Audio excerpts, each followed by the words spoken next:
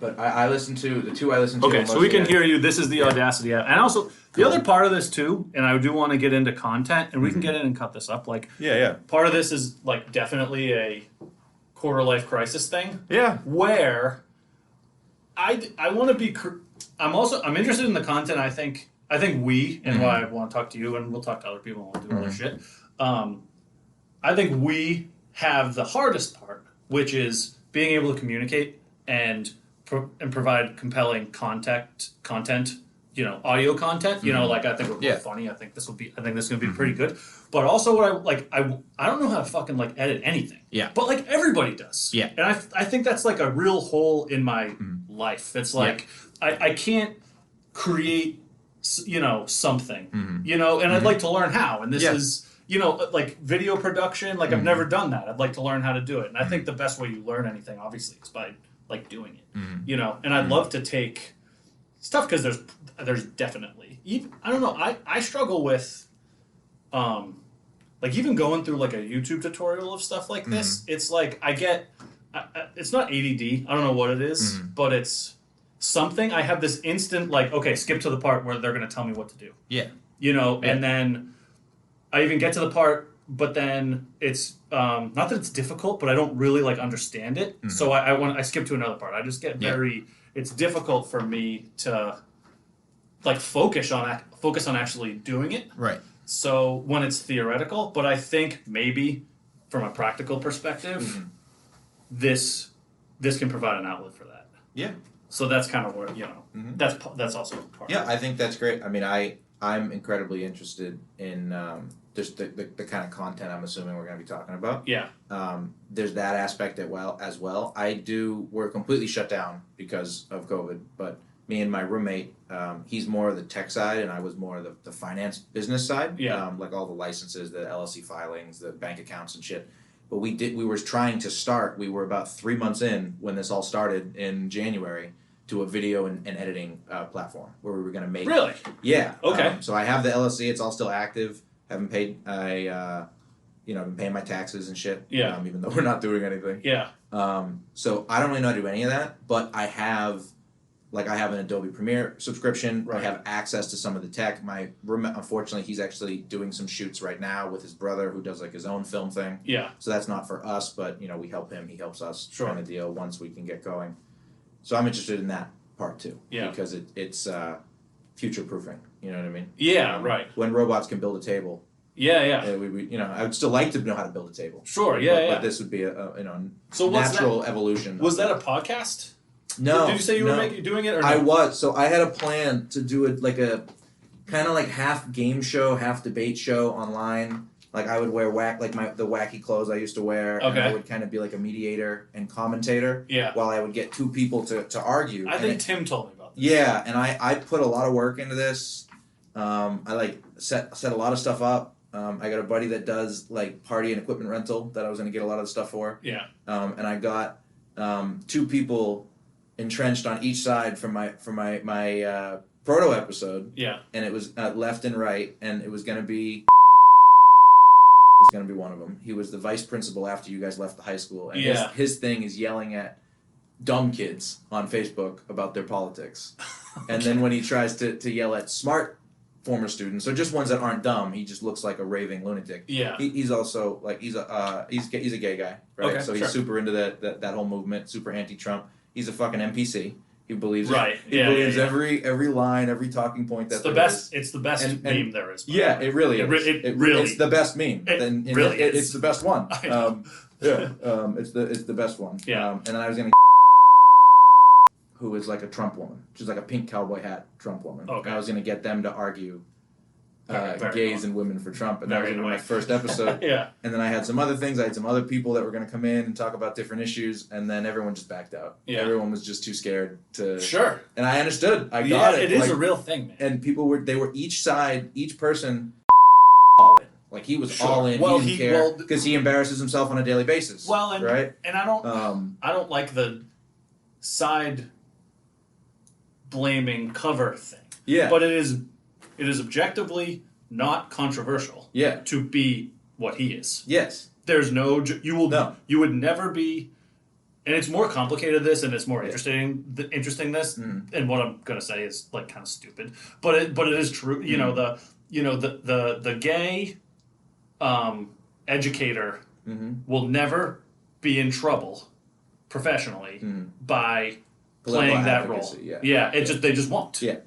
That sucks. Yeah, and in fact, well, I'm sorry, that doesn't suck. It sucks that it can't go both ways. Right. And there's not going to be any accountability or there's not going to be any pushback, right? As long as he obeys the tenets of that's true his too. side. If that's true too. If a person in his position was to go against that's right. If you're the Tulsi Gabbard. If you go against the Twitterati, right? Sure. Or if he makes transgressions that are against their code, then they will come after him. So not only does he have cover when he's being political in public, occasionally, to an embarrassing degree. Sure. It actively benefits him for his status. Yeah, that's right. Right? That's right. This is what people are talking about, like low status people. I think this is social justice. This is how they're able to gain a bit more status because they don't really achieve. They don't really build. Yeah, that's right. So they have to become more appealing to whatever they're looking for. Sure. Man, woman, him, her, Z. Yep. Whatever it is, and it's one of the ways to build status. Yep. You can be better looking, you can get more money, you can be funny. You can achieve, you can be powerful, or you can gain status in some other way. That's what. So you're definitely right.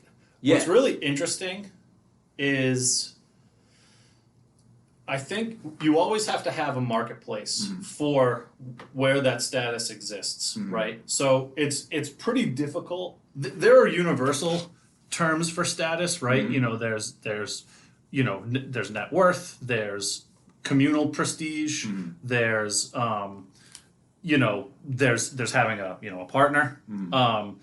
Those are all pretty widely Western culture. You can get as wide or as narrow as you want.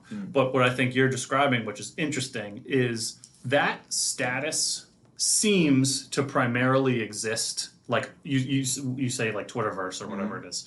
It seems to exist there. But what's interesting is that is a fairly well-defined, relatively small community by which you can achieve gains within the hierarchy. But it doesn't seem we perceive that to be more widespread than it actually is. I think that's a very common point that is pushed forward by like the modern right wing. Yeah. Right? Whether you're talking about neoconservatives or the alt right or any of these people, is the Twitterati aren't real. Twitter's not real. Yeah, that's a simpler way to say it. They're not. It's just in and 5 years ago, 10 years ago, it was this is just in the universities, right? Right. Now I think that has merit on paper, but when you look at it applied in places like Portland or Seattle or St. Louis or Milwaukee or St. Paul or Trenton, New Jersey or Atlanta, Georgia, in these places where like I will admit the small minority are able, through their amplification of their message and the complicity of the media to back their message through either outright support or the censoring and the suppression of counter narratives. Yeah. Right. So and I think that highlights one of the big issues. Really more with like the Republican establishment and the neocons than a lot of the new fringe movements is they're complacent, right? Yeah, I think that's right. As I think that you have you have a car with a bunch of people in it, and the two people with blue hair and gauges and going to Antifa rallies have taken the wheel. Yeah. The other guy in the car is telling, no, just let them drive for a while. They're not really a threat, and they're speeding off the fucking cliff. Right. And the conservatives are like, well, maybe we should just slow down a little. Yeah. Maybe we should just go the speed limit. Like the car is going off the cliff. Right. But and they're like, maybe we should just slow down. Yeah. Because they're too scared. That's a pretty good analogy. To like take the wheel away from these two crazies that are fucking everything up. Right? So this was so you finished my point. Yeah. Really well, actually. It's actually and this is another part of this podcast thing. So I have a pretty good. I think we have a good group chat. Yeah, I have one. I have I call it Conserva Chat. Yeah, right. Yeah. And I think Tim's in that one. Yeah, Tim's in it. Yeah. So it's me, Tim, Ben, Bernie, Ed Kroll, Carl. Yeah. And we were having, we were talking about, and so we're having these discussions, and I'm like, this is, we're fucking smarter than like everybody. People don't fucking pay attention. I know it's people don't. You don't even really have to be smart. You just have to pay attention. Well, and there are people who are out there who do a good job. There's some people out there who sometimes do a good job. Yeah. So and this is not like a groundbreaking question, but it's like Romney wins in 2012, and essentially like there's no Trump in 2020. Do principles, values, etc. However you want to define, are we in a better place? First, and kind of again disclosure. It's tough because I think this is interesting. I definitely still I am a conservative as much as there are, like that's that is true. Yeah. But I definitely have more populist sympathy than I used to. Yeah. I think I'm more libertarian in some ways than I used to be, but I'm also less libertarian in some ways than I used to be. Yeah, I left the Libertarian Party last year. Yeah. When I saw what they were getting ready to do for their 2020 run. Yeah. Which was to kowtow to the left in a desperate bid to increase their electorate, right? Right. And in so doing, endorsing anti-liberty principles. Yeah, they endorsed lockdowns. Right. They endorsed all the mask mandates. Jo Jorgensen. Jo Jorgensen. Yeah, that's right. She's a woman. Yeah, she's a woman. Yeah. They endorsed BLM. They supported all that stuff. She went and she marched with them.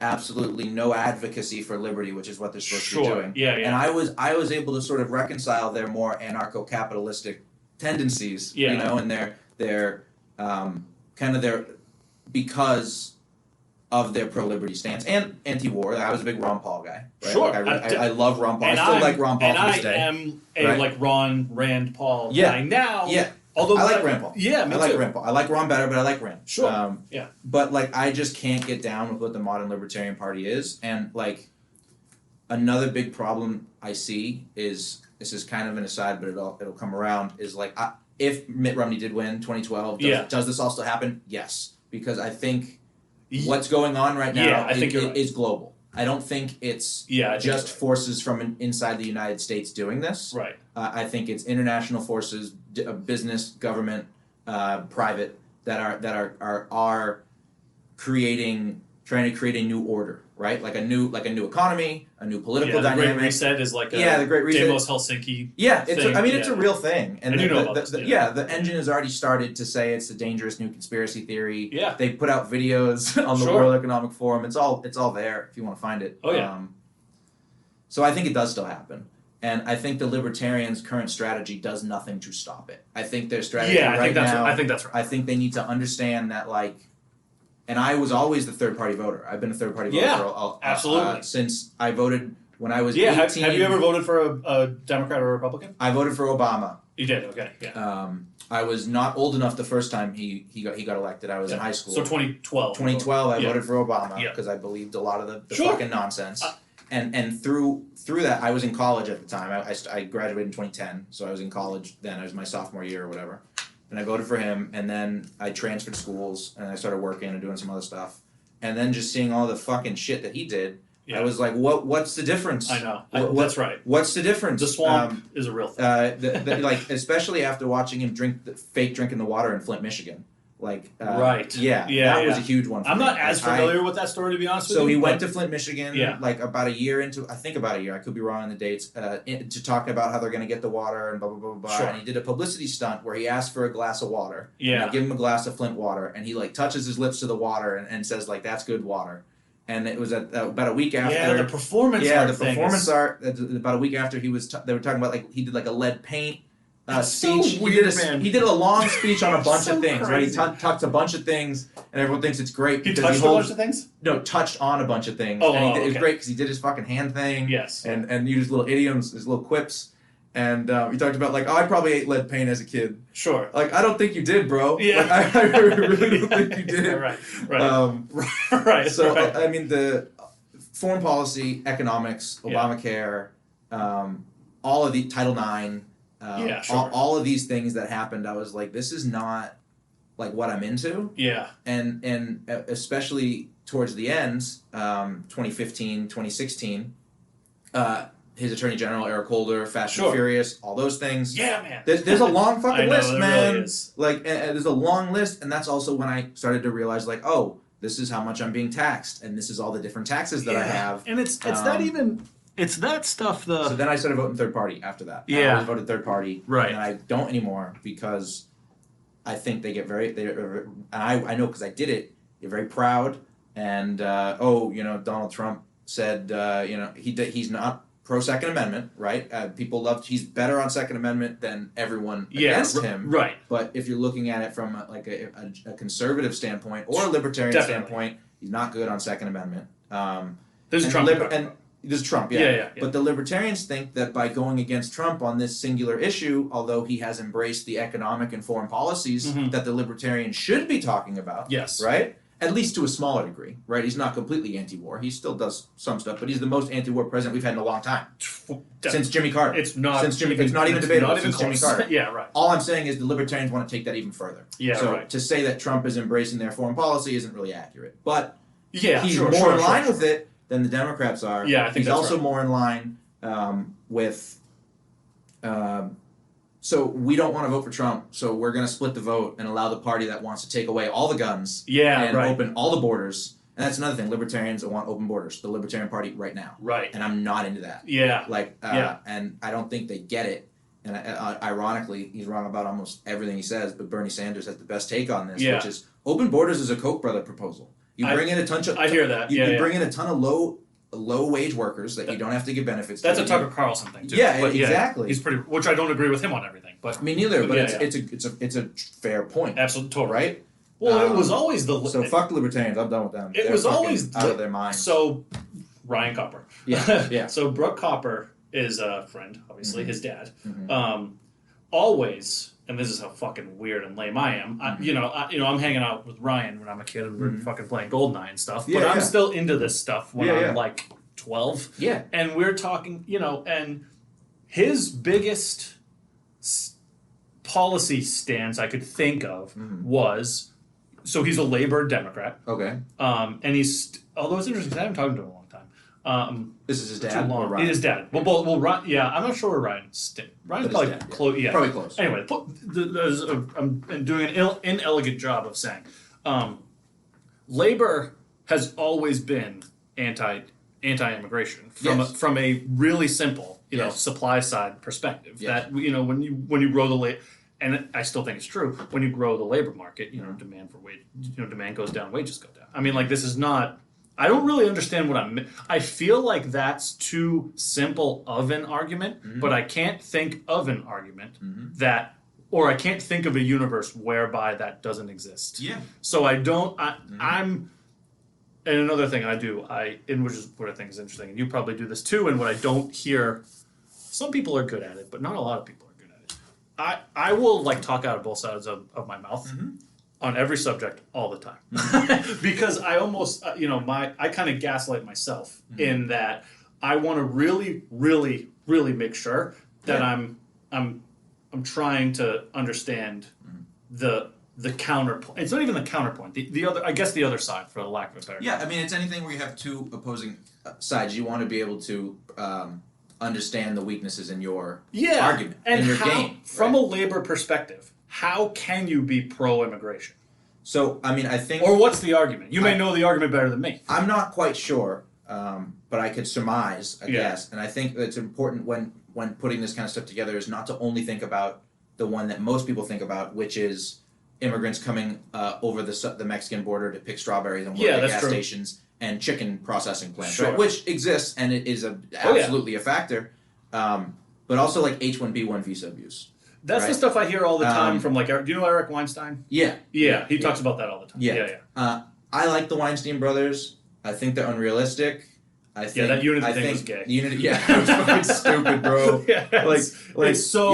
You have one side of the country that's extraordinarily pretentious. Yeah, dude, it's ridiculous. And I like them too. I like them. But the only reason why Brett, the liberal brother from Evergreen, pulled his head out of his ass is because lefties were chasing him with baseball bats. Because it happened to him. Yeah, exactly. And you know what? Yeah. Everyone has their red pill moment, so I don't. But you're right. It's and I don't think people like that recognize that we have in a lot of different fields, we have 2 different Americas right now. Sure. And like pick any issue. Like some people think like abortion, you're murdering a baby, and some people think it's a clump of cells. Like how do you reconcile that? How do you take these 2 groups of people and you sit them down and say, we're going to come to an agreement on this? Well, that's that Louis C.K. joke. Yeah. You know, like these people. It's not that these people are crazy. It's these people think you are murdering children. Yeah. And that's the joke. He does it in a funny way. Yeah. And, right. I like Louis. He is right. I mean, it's like these people aren't. Maybe they're nuts for thinking this way, but it's not nuts to behave this way because they think that children are being murdered. And I don't even think you need to go to that you're right. That's explosive of a topic. That's going to elicit a lot of different emotions from different people, and people are going to go on to anecdotes, and they're going to start pulling out statistics, and it's going to turn into a moral, philosophical, scientific debate of which no one is equipped or ready to make, right? Yes. I think you can just use like the founding fathers. Half the country thinks that they were bad and racist, and the other half thinks that they were what's the word? Righteous or whatever. Sure. Or you're right. I'm blanking on the words. Yeah, it's fine. They're right. Yeah. I don't think you can reconcile that. I don't think you can reconcile a large portion of, even if it's not a split 50-50, if it happens to be the people that control the universities and control the major news institutions and are funded by international organizations that want to see district attorneys and governors and secretaries of state put in that are sympathetic to their agenda, I think that's very difficult to reconcile, right? So the unity thing? The answer is yes. All that's to say is unity was gay. It's never going to work because of everything I just said. And another thing I'm going to... This I don't know how... First of all, it's really presumptuous to think that anyone's going to listen to this other than you and I. Yeah. So having said that, I'm also just... My girlfriend's a bisexual, so maybe edit out the gay thing. So this is interesting, though. That... And I hate this... Because it's anti-liberty and it's real thought police, which gets overused and people don't use it in the way that Orwell used it. But like, so my sister's gay, and I do understand that language is important, and the norms that we develop and work on together as society around politeness and language is important. Yeah, definitely. Yeah. What it isn't is. It's kind of going into the wider point that you're making about polarization and things that are difficult to recognize. I can use the term gay as funny and not hate gay people. Yeah, that is objective. There is no other side to that. Yeah, but but there's this pushback that says you can't. Yeah, and the tough thing is. And I know that you can make this academic argument both ways. I am right. Do you know what I mean? That's quite a strong position. Do you know what I mean? I am right. Yeah. The term gay can be used in a funny way without homophobia. Period. And the academic argument is, well, is no, it's not, and etc. and whatever. But and the other side will be, well, they think they're right too. So who gives you the right to decide who's right? I just am right. Yeah, I mean, I don't even get that specific on it. For me, it's just I think people can say what they want to say. Me too. And you can say whatever you want to say. People don't have to like it, and they don't have to be okay about it, and they can react how they want to react. But there shouldn't be some sort of monolithic standard for discourse, right? Whether it's comedy, whether it's being funny, whether it's like talking with your friends, whether it's talking with other people, like there will always be repercussions for what you say. But to try to prescribe that like talking about one sexuality over another sexuality or anything like that is inherent of like a prejudice or a bias or a hatred or a phobia. I think is a bit much. I think that like you said, it is used to control speech. Not in any kind of necessarily malevolent way. When I'm talking about individuals, I'm not talking about the state. I'm not talking about the state or organizations. Sure. Oh, well, I actually disagree with that. I think on an individual way, it is a way to seed. When you seed the linguistic territory, you naturally seed the environment in which a discussion takes place. That's fair. And it's to simplify, it is. I guess it's an ad hominem. It's a way to invoke ad hominem. Well, I think I was thinking in the idea of like a family member. like you said. Sure. Right? Like when they're trying to tell you, hey, maybe don't say that. It's not necessarily because I think that's true. Not necessarily because they're being malevolent and they want to control your speech, but because it makes them feel bad. I think that's right. Right? That's more what I'm getting at. I think when we're talking about like the controlling of conversations and like in the public square, it's anyone who's trying to do that. Yeah. There is a degree. Right. Well, and that's that, kind of, it's the Jordan Peterson piece, right? Mm-hmm. Which is, I would, or even the, maybe Ben Shapiro says this too, but, like if you Ben Shapiro, to say... I don't believe in socialism unless we're giving the money to Israel. Yeah, I think that there's some of that. There's definitely some, well, I say it for the point maybe, the point is... I like Ben, but he has some gaps. Absolutely, like everyone, yes. The point is that and people should be polite and respectful and most of our interactions, not most, because that's not true, more of our interactions should take place individual to individual. But we have this weird society where like Twitter, Reddit, etc. isn't a conversation between you and I. It's a conversation between you and I with everybody else. Millions of onlookers. And those onlookers dictating the terms of our conversation. Now, part of that is on us because we're choosing to participate in this forum. But I wish that even wider than the spectacle of the million people on Twitter looking at the conversation, I wish the wider culture that sat on top of it was more forgiving around how we interpret and understand other people talking to each other. And they're not talking to me. And that seems to be, it seems to be most common on the left, but it's definitely common on the right too. Yes, I have a tougher time coming up with examples, but they definitely exist. So I mean, I think that's I think I can think of a few.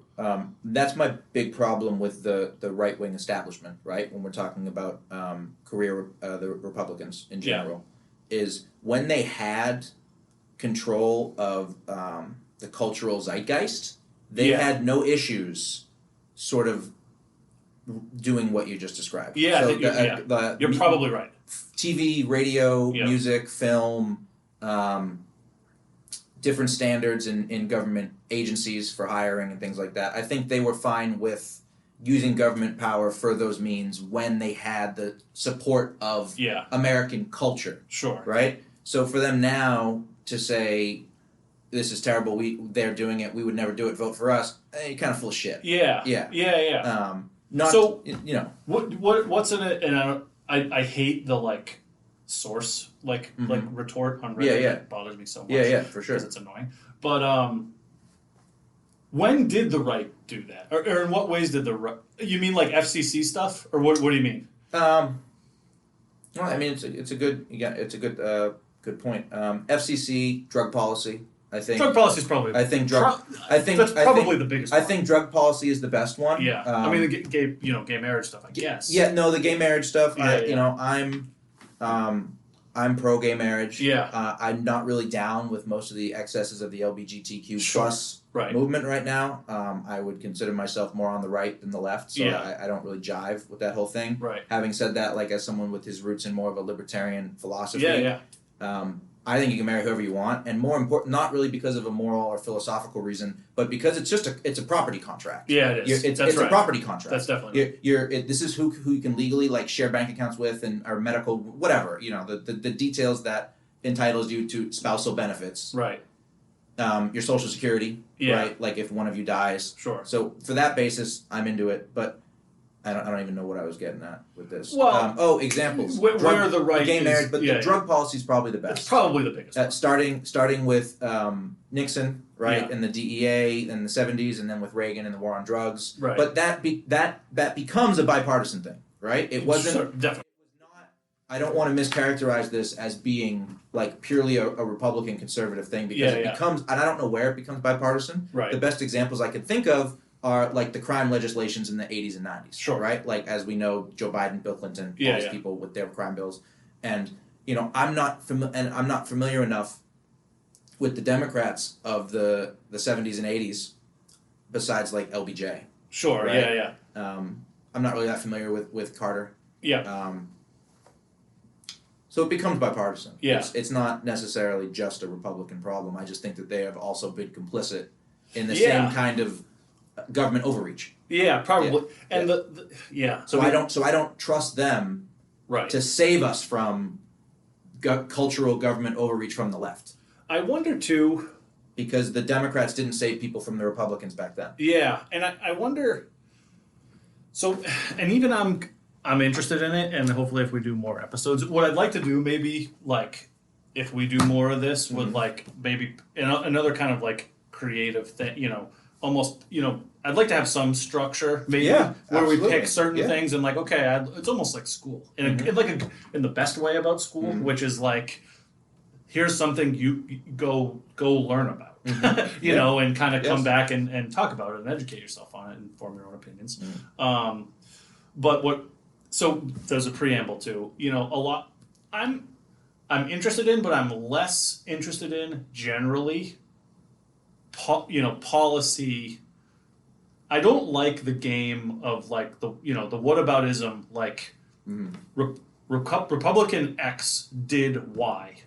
That means I score a point in this argument I'm having with you. Yeah. You know, Democrat X did Z. That means I score a point in this conversation, argument, debate that I'm having with you. It just doesn't interest me, and it also is not like that. I don't really want to like go back and defend like George Bush's policy prescriptions, and I also don't really want to go back and shit on, you know, LBJ, even though there's plenty there and stuff like. I don't like really want to do that. I think I'm with you. There's probably some utility in that, like obviously, you know, and learning from policy actions has a place in conversation and about where we go. But I was really rambling there. What I really do, like we both got a little off. Well, that's okay. The Andrew Breitbart, like my thing is like the politics is all downstream of culture. Like the only thing, and this is what I was talking about with you know my chat. You know, they're talking about Romney versus Trump. Like so Trump is far more, and the presidency in general, although it hasn't been because we now have like we have a dictator type of presidency, not president, but we do. You know, we've totally cut the balls off of, you know, Congress. But anyway. Well, senators have a lot more power than you want you to think. Okay. That's an argument I'm actually not that familiar with. A single and we see this from time to time with Rand. We see this from time to time with Bernie. Oh, okay. We see this from time to time with Ted Cruz. You're right. They have more power than you think in terms of gumming up the works and stopping legislation or actions. That's a pretty good for whatever reason. Yeah. And more importantly, drawing attention to these things, because the average person isn't like we have recently seen with the fucking stimulus bill, all the pork they tried to cram into it. Most people don't pay attention to that. Yeah. Unless someone, normally a senator, Justin right? Amash. Justin Amash, Josh Hawley. Yeah. Unless they gum up the works and scream about it on C-SPAN for 8 hours. Yeah. Right. And most of them don't want to do that because they just want to stay in their office and call donors. Sure. And they don't want you to think they can do that because then they'll be expected to do that every time something bad is going to happen. Yeah, right. But I agree that I don't think it's worthwhile to focus too much on policy. I'm very disillusioned on the idea of policy solving our problems. Specifically, that's definitely right. Yeah, meet the new boss, same as the old boss. Yeah, right. And the base policy that this is all supposed to be under the framework of the Constitution doesn't mean jack shit anymore. Like, and I for a while flirted with being a constitutionalist, and I was getting out of libertarianism. Then I realized, the government has never really cared when they find that they deem a justifiable cause to shit all over it. Yes. That's definitely true. It's obviously true. We won't go into the specifics, but you can go back over 100 years and find examples of it. We're seeing it right now with lockdown orders and mass mandates, Second Amendment, go down the list, right? Warrantless wiretapping. So that's why I've drifted more to populism, but really more civic nationalism. Because the idea of a unified culture is much more important, I think, than like getting a bunch of guys definitely who don't actually do it. They hire people on K Street to like write laws that are supposed to solve our problems that they don't follow anyway. Yeah, that's right. So I think it'd be more important to create some sort of not necessarily a hegemony, because I don't think American culture is like a really singular thing. It's definitely New York isn't Texas. Yeah, exactly. And it actually really bothers me when people say, and I like Ted Cruz, I do, but like New York isn't really America. It's like New York is definitely it's fucking 100% America. It's America. just because they're not a farmer doesn't mean you need like a cultural coalition. United in a doesn't even need to be similar but parallel goals, I guess. As long as so we're not at odds with each other, but the idea of like the American identity is being eroded, right? Like totally. I think that is much more of a threat than any policy. There's actually really. Do you know Matt Iglesias? He he co-founded. No. He co-founded Vox. Okay. With Ezra Klein. Okay. And he's it's really funny. He's it's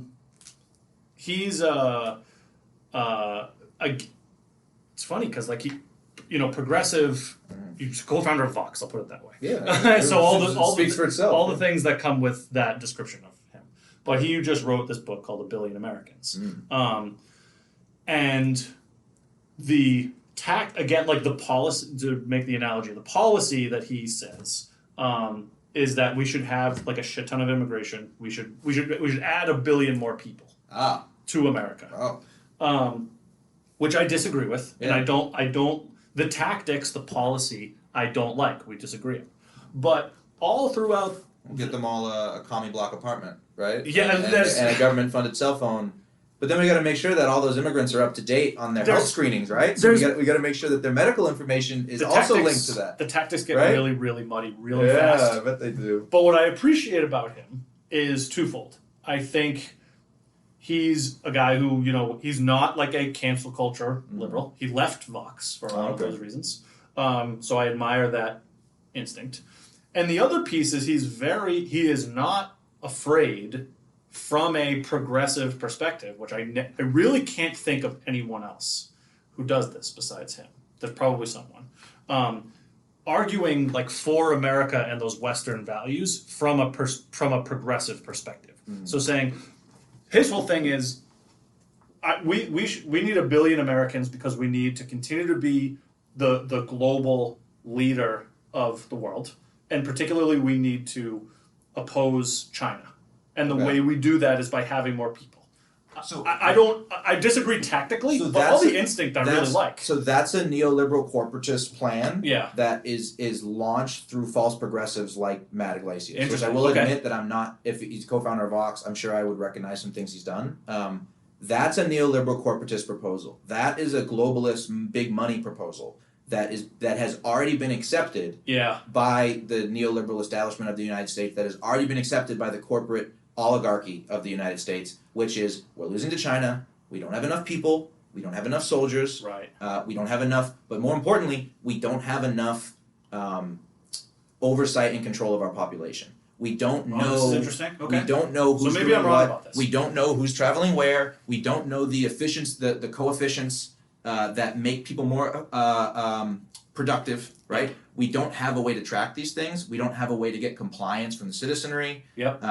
We don't have a command economy where we can tell people what to do all the time, so that we can hit max productivity. We don't have a population that's willing to accept the kinds of human rights abuses. Yes, that's right. And right infringements that China does, and that inhibits our productivity in a business sense. It inhibits our deftness politically in terms of internationally and how to flex our muscles, and inhibits us militarily because we're not able to get the most out of our population. Interesting. So that is something that has been carefully inserted by the people that are kneecapping the progressives at every turn to get complete control. That's part of the technocracy. That's part of it's a much harder sell if you go to people and you say, we need complete control of your finances, your living situation, your medical records, and your education. If you go and say to them, listen, the Chinese are right next door. Yeah. They're taking over the world. They're already expanding in South China Sea. They're doing all of this. They beat coronavirus. They only have 81,000 fatalities. And if you fucking believe that, I have a bridge to sell you. Not true. That's right. Look how good they're doing. More importantly, if we don't do this, they're going to invade. They're going to do this. They're going to do that. The dollar's going to collapse. The petrodollar's going to collapse. Maybe if you didn't fucking prop it up and print funny money every 6 months. I call Matt Iglesias on his bullshit. That may be true. I call him on his bullshit. Interesting. He may not even know that he's being used like that. He might actually believe the shit that's coming out of his mouth. Yeah. But I can just say from a political perspective, it's bullshit. We don't even have to get into the ridiculous logistics. Yeah. Or the environmental impact that something like that would happen. Something the left seems to always be fucking talking about. Yeah, they never actually are concerned with the policy on how to get there. Right. Unless you want to do like one of these hypothetical fucking Ask Jeeves experiments. Did you know you could fit the whole U.S. population into the state the size of Texas? Yeah, right. And it'll be like fucking Shanghai, dude. We'll live like the Kowloon walled city in cooler sized apartments. That sounds like a really fun time, bro. Right. So do they want to just expand that into like the Midwest? Like, how do you do this without completely taking over? The economy in people's lives. Like, it's not logistically feasible. Right.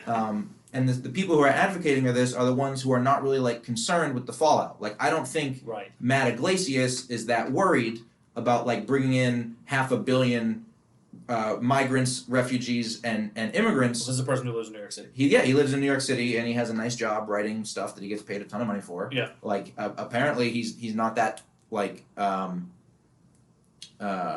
I don't even know what word I'm looking for, but he's not going to be affected by it. That's right. Yeah. And he's going to be writing articles that are advocating for more of these people to come. He's going to be writing articles advocating for the government to have more control. See, Ross, this sucks because I'm trying to find where they're. I'm saying, I'm really earnest about you are. This shit. You absolutely are. And it's like fuck. It's almost like how the tables have turned from like 10 years ago when I was a stupid liberal and I was very earnest and I'm like, no, fucking just let's all just think about it. You know what I mean? But like I think there are some decent progressives, and like I said, I don't know much about everything else Matt Iglesias. So what you mentioned? I like Crystal Ball. She's good. She's on The Hill. She does. Okay. They have. I don't know her, but okay. She has a show with Sangar Pajaya, I think is his name. He's a right economic guy. What about like Jimmy Dore? I love Jimmy Dore. Okay. I like Jimmy Dore a lot. Yeah. I like Jimmy Dore a lot. I don't like that his blind spots are like Green New Deal. Right? Sure, right. I love what he's doing where he's forcing the progressive to show themselves as all fake. Yeah, right. He's forcing... That's right. He's really good at that. He's showing you that the squad, 3 out of 4 of them, one of them voted no, especially AOC, they're climbers. They're careerists. Sure.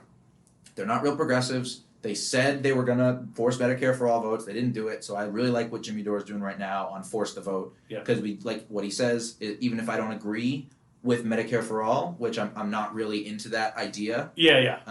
From a few perspectives, wouldn't it be great? Yeah, it'd be awesome. It's funny because I'd love to do an episode. I'm not done. I'm not done. Yeah. It'd be awesome until you think about the fact that now the government controls your healthcare. Yeah, that's right. And nothing. Go to the GMV if you want a good example of like how the government runs a program. And there's we have government healthcare right now. Yes, but in everything. I agree. We have. I agree. There is no free market. This is a whole episode. Healthcare is an entire segment. It's such a monolith. It's such a can of worms, like to go into. I like what he's doing because they are really mealy mouthed about how the left about how we need the Medicare for all, and a lot of as we know, most of the Democrats aren't really leftists, right? But they're willing to pretend. They're willing to pretend. Yeah, they're willing to. That's right. I think that's right. I'm not talking like.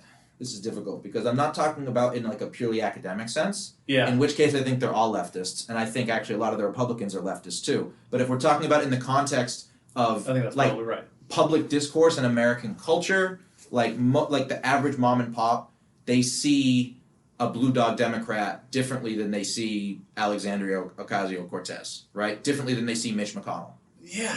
Well, it's Joe Biden. Yeah. You know, that's. Yeah. Mm-hmm. But my. It's not my blind spot. Mm-hmm. What I don't understand, and it's probably because of the echo chamber that I surround myself with, is how do you like Joe Biden is AOC, right?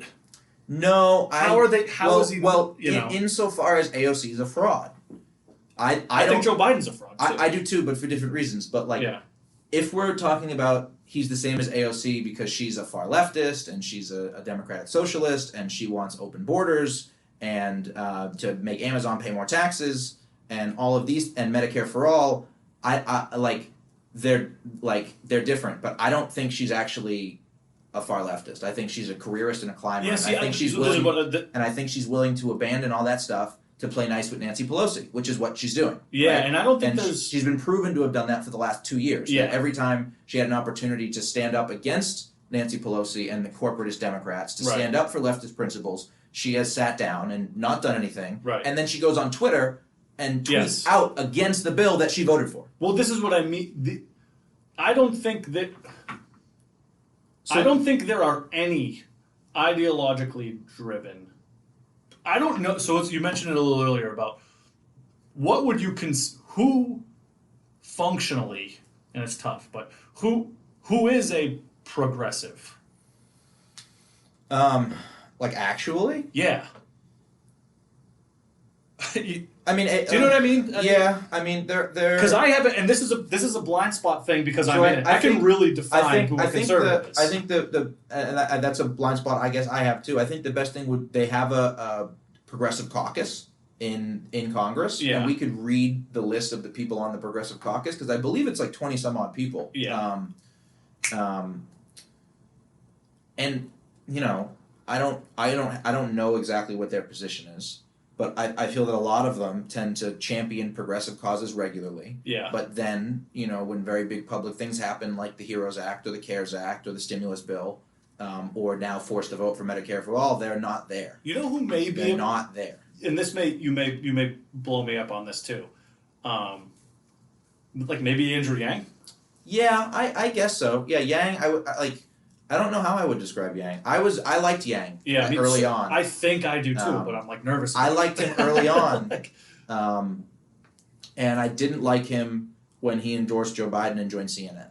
Sure, and right. Then, yes, this is what I mean. Like everyone that's kind of like what I see happening to most of these progressives in Congress, right? Almost all, and that's like Justin Amash, even really Ted. Although maybe I could be wrong about something. I probably am wrong. To me, it seems like the conservatives mean it. Yeah, they do. That's what it, and that's what I mean. It doesn't seem like the progressives mean it. I agree, although I believe that a lot of that, just as many of them are full of shit. You're probably the liberals, right. I mean, you're definitely I think they have more standouts that seem to be legit. Yeah. Right. Amash, Cruz, Hawley. Yep. I like what's his name, Gowdy. Yes, Trey Gowdy. I like Gowdy. I know some people don't like Gowdy. I don't like Jim Jordan because of the Ohio State wrestling rape thing. I don't like him because of that. It's that's such a tough... This is like all emotion, all of it. Yes. I'm like, he's a fucking 2-time NCAA champ. He wrestled at Ohio State. I should fucking love this guy. Right? I have natural instincts. Mm-hmm. I am a liberty guy. Mm-hmm. So when accusations get thrown at people, my instinct is innocence because I innocent until proven guilty. Yeah, and I have a very realistic respect for, from a religious perspective, the sin of man. I have a real respect for that. But I also think the disposition of most people. I have a real hard time thinking most people are innocent. Yeah. I have a real easy time thinking most people are innocent. So the Jim Jordan thing fucks with me because I'm like, he's a wrestler. I love that he's a fucking wrestler. It's awesome. It's so cool. He seems to have balls on the stage, but you're right. The wrestling thing is it's weird. It gets goofy. It's like why is there if there's a scenario where you have evidence of this stuff, why even you're right. That's a tough one. I like Louis Gohmert. Because he's pushing back against the election fraud stuff. He's one of the only guys calling out consistently. But I think with the conservatives, even the ones who seem to be very legit, they fall short in a lot of other areas, right? And I think the most indicting place to kind of connect how I think a lot of them aren't real conservatives is the deficit. and spending. Totally. That's not even a question. You know, and you know, you can also, if you want to get more nebulous, you can go at it from a cultural angle. Yeah. They haven't preserved culture. They haven't preserved economics. They haven't really preserved small government ideas. No. And what's infuriating to me is I find, you know, not so much the ones that we listed, but the bulk of them, they hide behind those ideas. Absolutely. When it comes time to take controversial action, when they have control of the Senate, when they have the ability to actually do something that is not going to be popular. Yeah. Well, it's going to be popular with the right and with regular people, but it's not going to be popular with the fucking New York Times and with Twitter and with Antifa and the left, right? Yep. And the media. And they pussy out. All the time. They don't do it. And they hide behind, well, you know, small government, maybe they genuinely believe it. Yeah. Maybe they're hiding behind it as frauds. Right. Both are bad. Because right. In the best case scenario, they're just fraud. They're just you weak. were either in on it or you're in it. Yeah, exactly. Yeah, they're just weak and they hide behind it, or they literally believe it and they're willing to see all of the things that they believe in and that they've worked their entire lives for, and that they believe in the systems of government and the history of America. They're willing to let that all degrade and fall apart and just inch by inch by inch by inch because they're too scared of getting mean articles written about them in the New York Times. And they don't realize these people already hate you. Oh, they already hate you. That's why I love Trump so much. They're never going to like you. Yeah. They're never going to write good articles about you. Yep. They're never going to play fair. And what are you worried about? What are you worried about? It's the Trump versus Mitt Romney thing. Yeah. You've made how much money? Yeah. How long you've been here? If you've been here for 2 years, you've made $350,000. They get paid between $145,000 and $175,000 a year. Plenty. Yeah. You've made $500,000 in 3 years. Yeah. You have health care for the rest of your life. Yeah. Right. What are you worried about? That you're going to get voted out? Yeah. Run again. Right.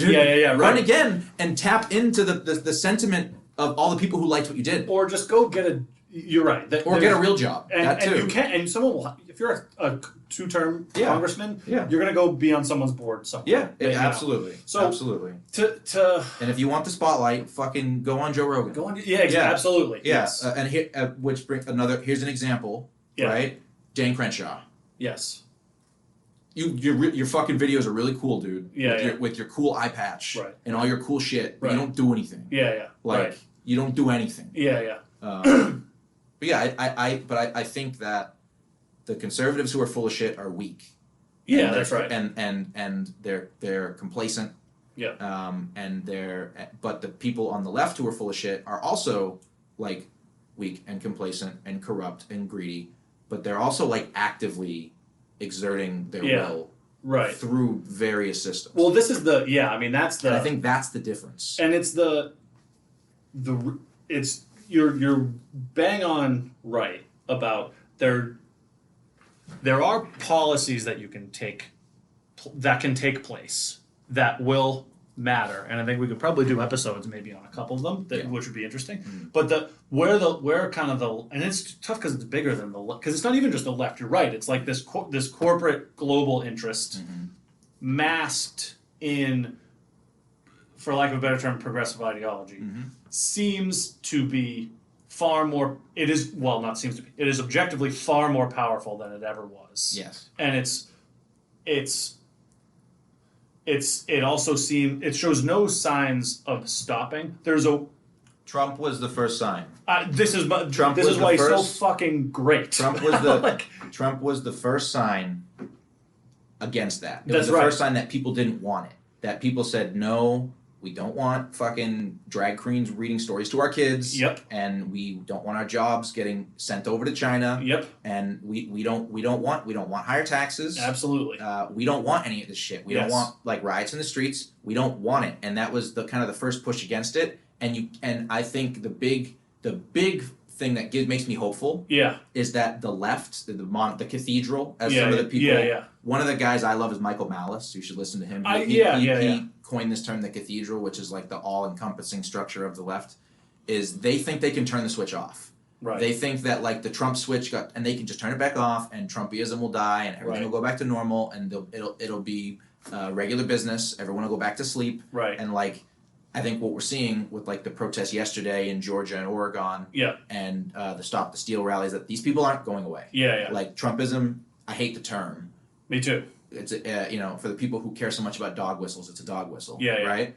It's not going away, and like No. you can't unflip the switch, Right. and it makes me hopeful that people are saying, I don't want this global homogeneity that's being marketed to me by both sides of the political aisle, the TV, Hollywood, and now even the intelligence agencies are on it. They fucking use the FBI. That's it's wild. And people like the same boomers, and a lot of young people do this too. They just don't have the context. But I'm going to use the boomers because they do have the context. It's okay. Yeah. A lot of the boomers that marched against J. Edgar Hoover and the FBI. That's right. And were against George Bush because of using the intelligence agencies fraudulently to go into the Middle East, now love the FBI. Absolutely. And they read articles from Politico and BuzzFeed and CNN and MSNBC and what's the USA Today? Yeah, sure. That talk about the wonderful agents at the FBI fighting Trump's Russian collusion. Right. And they just love it. They love it. They don't see any problem with it. They believe it. It's why it's the term. I gotta work on how I communicate it. Yeah, but let's just do this. Like we're getting that out. Yeah, it's good. Yeah. It's and this is really good. I don't know where we're at. Oh, good. We're at almost an hour. The term fake news. And sort of what it means and how it manifests itself throughout the culture is the most important. Again, I'm not good at communicating this. It's the most important phrase of the 20th century. Yeah, and it's not close. Yeah, it's more important. It's 21st century. I mean, 20. Yeah, you're right. I guess. Yeah. It's. I can't even. I was gonna say like, it's more important than 9/11, but that's not a good. There's no catch. There's no analogy. There's no phrase. The recognition of where's the beef? The media, maybe that's it. You've got fake news. And where's the beef? I don't even. Was that predated us though? It did. It was before. That's definitely. That's like a boomer joke. And it's all of the downstream consequences of it, like to use another thing, like the red pilling.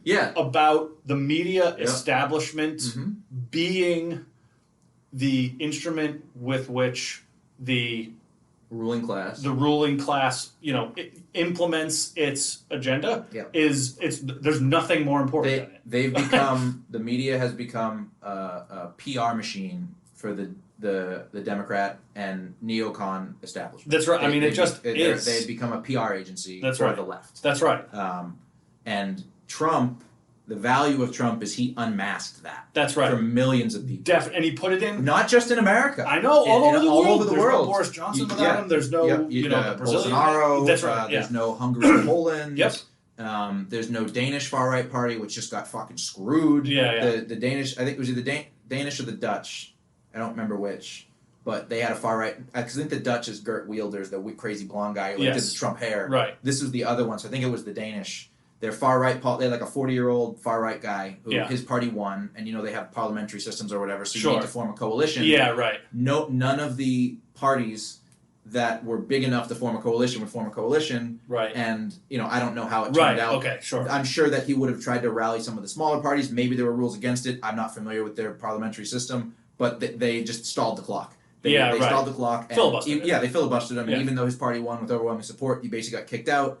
And then because he didn't already have a seat in the House, he's like completely out. Yeah. So that's a total tangent. But the point is, like you were saying, Trump has unmasked all this. Absolutely. He's pulled the wool from everyone's eyes and said these people are all lying to you. Yes. Yeah, I'm a loudmouth, rich bull in a china shop, and I'm a fucking asshole. But these people are all lying to you. Absolutely. They're all lying to you, and you don't have to like me, but they are the enemy of the people. I think that was that's my favorite thing Trump did. Yeah. Was when he said they are the enemy of the people. The press is the enemy of the people. He's so, and I don't want this to be like a filleting Trump all the time thing because there's but it's like it's hard not to. It's really hard not to. It's like the downstream effects of all of that phenomena is so profoundly important that it's really difficult to even make an academic. It seems so shallow to even try to make the argument about like personal character. Yeah, it's like I really can't. I'm obviously I try really earnestly to steelman most counter arguments to me. I really do. the like character stuff with Trump, I can't even. It's care like less. you're a child. Yeah, it really is. I mean, it is truly. And this is part of the political theater. That's right. Like, this is all of it. This is part of the Obama speeches. Yep. This is part of Bill Clinton playing saxophone. Mm-hmm. This is part of Reagan and his wife with their fireside chats and their little sweaters. I get it, and I like, and in a way, I appreciate it. But is there any? And I do appreciate it. But is there anything dumber than the "Would you have a beer with this person?" metric? I don't give a shit. Like, I don't care, bro. I mean, it's like, crazy. That's it's wild. That's such a preposterous thing to say to an adult. Yeah, I had an argument. I was arguing with someone on social media because that's what we do in 2020. Yeah, sure. When the government doesn't let you work or go out and have fun. Yeah. And he essentially was putting forward the idea that your life's not really going to change no matter who wins. So what's the big deal? And he was also saying that most people are stupid and they don't know what to do. Right. And I'm like, all right. And also, I think he's like, and since they don't know much about policy, it's more important that whoever's in charge of them has good character. And I was like, all right. So you, in a few paragraphs, have said that you think everyone's stupid, right? Implying that you and people like you know this, meaning you're smarter than them. Yeah, that's right. And that the person who's in charge of them shouldn't really be good at policy. They should just be good at tricking the stupid people into thinking they know what they're doing. Yeah, right. And then you're arrogant enough to think that just because someone's policies don't affect you, and I know this guy, he works in like people, That's and right. I list several things, firearms, taxes. Yeah. You can go down the list. But like this is what these people really think. Right. That's right. what they really think. They are earnest about it. Because they're not faced with actual hardship, and they're not. In many cases, some of them are, and I guess they're extra fucking whacked. But like they're not faced with like actual hardship, and they're not faced with like the punitive action of the state. Yeah, that's like, right. They don't own a business that their payroll tax goes up. Absolutely. Like they don't have they don't have any kids, so they didn't get Trump's extra tax write-off per child. Sure. You know what I mean? Right. Like they're not entrepreneurs. Yep. They don't own LLCs. They didn't get the multi-$1,000 tax cut if you run your own business. I did. They live lives with really little risk generally. Yes. Just generally. And like they work in industries that are insulated from from government yeah, policy. that have probably been picked by government. And this creates this like false sense for them that like, oh well, I was smart enough to figure this out, so that means I'm smart because I got a job that is insulated from these kinds of things. Right? And why don't you guys that mine coal? Why don't you guys that work at strawberry farms? Right. Why don't you guys that work at retail and department stores? Like, why don't you just like do what I do? Like, why don't? It's so funny why like Learn to Code got like co-opted in the. Oh my god! It's ridiculous. It's so. It's hard for me to not to stop. Yeah. But yeah. No, I know all about that. Learn to Code was one of the best examples of Twitter being a political platform. That's right. That their stance on their stance on pronouns. Yeah. And Learn to Code are two of it's pronouns mostly, but they're not unbiased. They're not a platform. They are a publisher. Absolutely. Like a bunch of fucking journos decided to tell coal miners to learn to code. Right. So the internet turned it back on them. These people, they shovel shit right over a fence. Right. They shovel shit over a fence all day, and then when the people on the other side start throwing the shit back at them, they say, "Help! Oh, I'm absolutely. being harassed. I'm being oppressed. Help! I'm being harassed." Yes. Like these people hate women. Right. They hate journalists. They're against freedom of speech. They're going to be Donald Trump's Handmaid's Tale stormtroopers. Right. Like because they're throwing my own bad opinions back at me. Absolutely. Like how fucking entitled can you get? It is.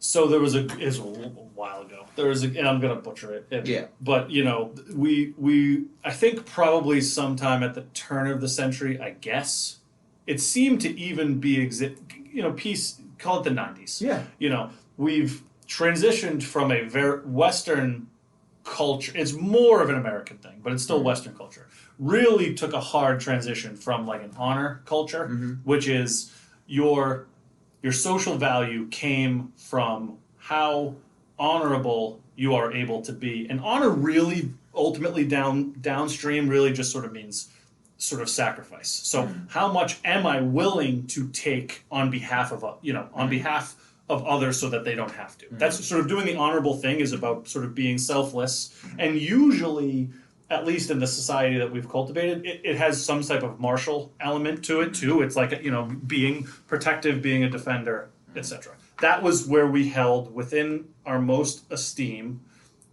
That's where we held and we directed our respect towards. We have honor culture, the zeitgeist that promotes and that creates and promotes honor.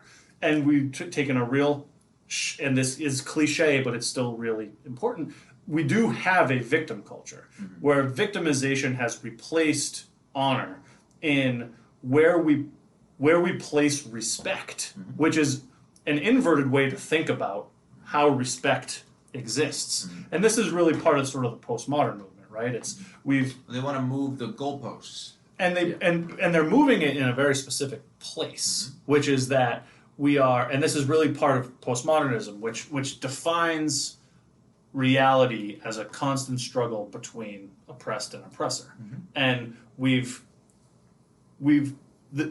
fatal flaw is that they have miscalculated honor for oppression, because those are not, and it's really important that they're not the same thing, because Western culture in particular is actually defined by meritocracy, communal understanding, and non-violent interactions between people. Yeah, What victim culture does is victim culture actually creates the vacuum of oppressed and oppressor, and reduces all transactions to power and violence.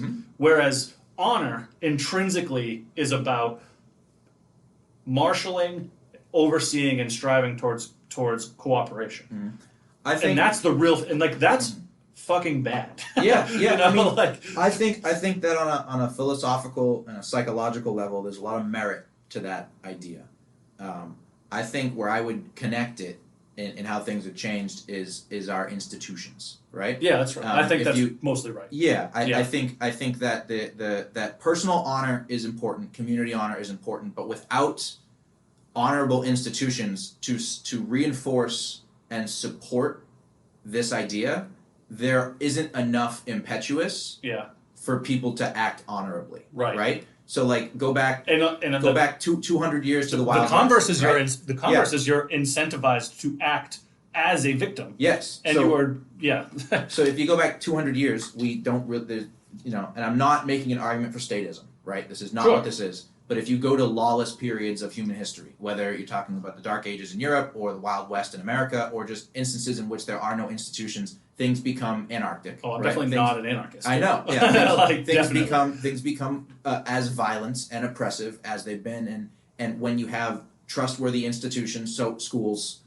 police, courts, emergency services, newspapers, media, things like that, entertainment, right? When you have institutions that are able to preserve and reflect the honor of this cultural zeitgeist, it can be preserved. But when these institutions are systematically dilapidated or even infiltrated... Well, the big one you missed is churches and religion. Churches and religion, yeah. I absolutely missed that. Yeah. I wasn't intentionally leaving that out by any reason. And as these institutions are slowly eroded, whether through negligence or malevolence... Or malice, it becomes difficult to keep any level of cultural honor together because there is no external force to push people towards that. That's and whatever that force is, it doesn't have to be the state, the force of the state. It can be religion. It shouldn't be the force of the state. That's the last thing it should be. The state has to assume that vacuum. That's the last thing it should be. Which is why postmodernists destroy all institutions outside the state. Exactly.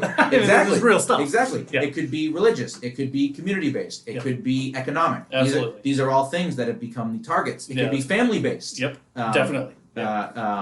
And then at the end, you have the law and the courts to make sure you don't fucking stab your neighbor, right? But it's not coincidental that the postmodernists have chosen these to attack. It's not a coincidence that on BLM's website they had dissolution of the nuclear family, and then they scrubbed it a few weeks in to the fucking Summer of Love in Minnesota. Right. It's intrinsically linked. They can't achieve their goals without removing the bulwarks that stand against their hegemony. Right? Like they have to take out all of these institutions, or else they won't be able to do what they got to do. And I think that's a reflection of a worldview that prioritizes power, right? And that's almost, again, it all, seems too simple of an yeah. argument to me, but I can't think of an argument that invalidates it. So it's incumbent.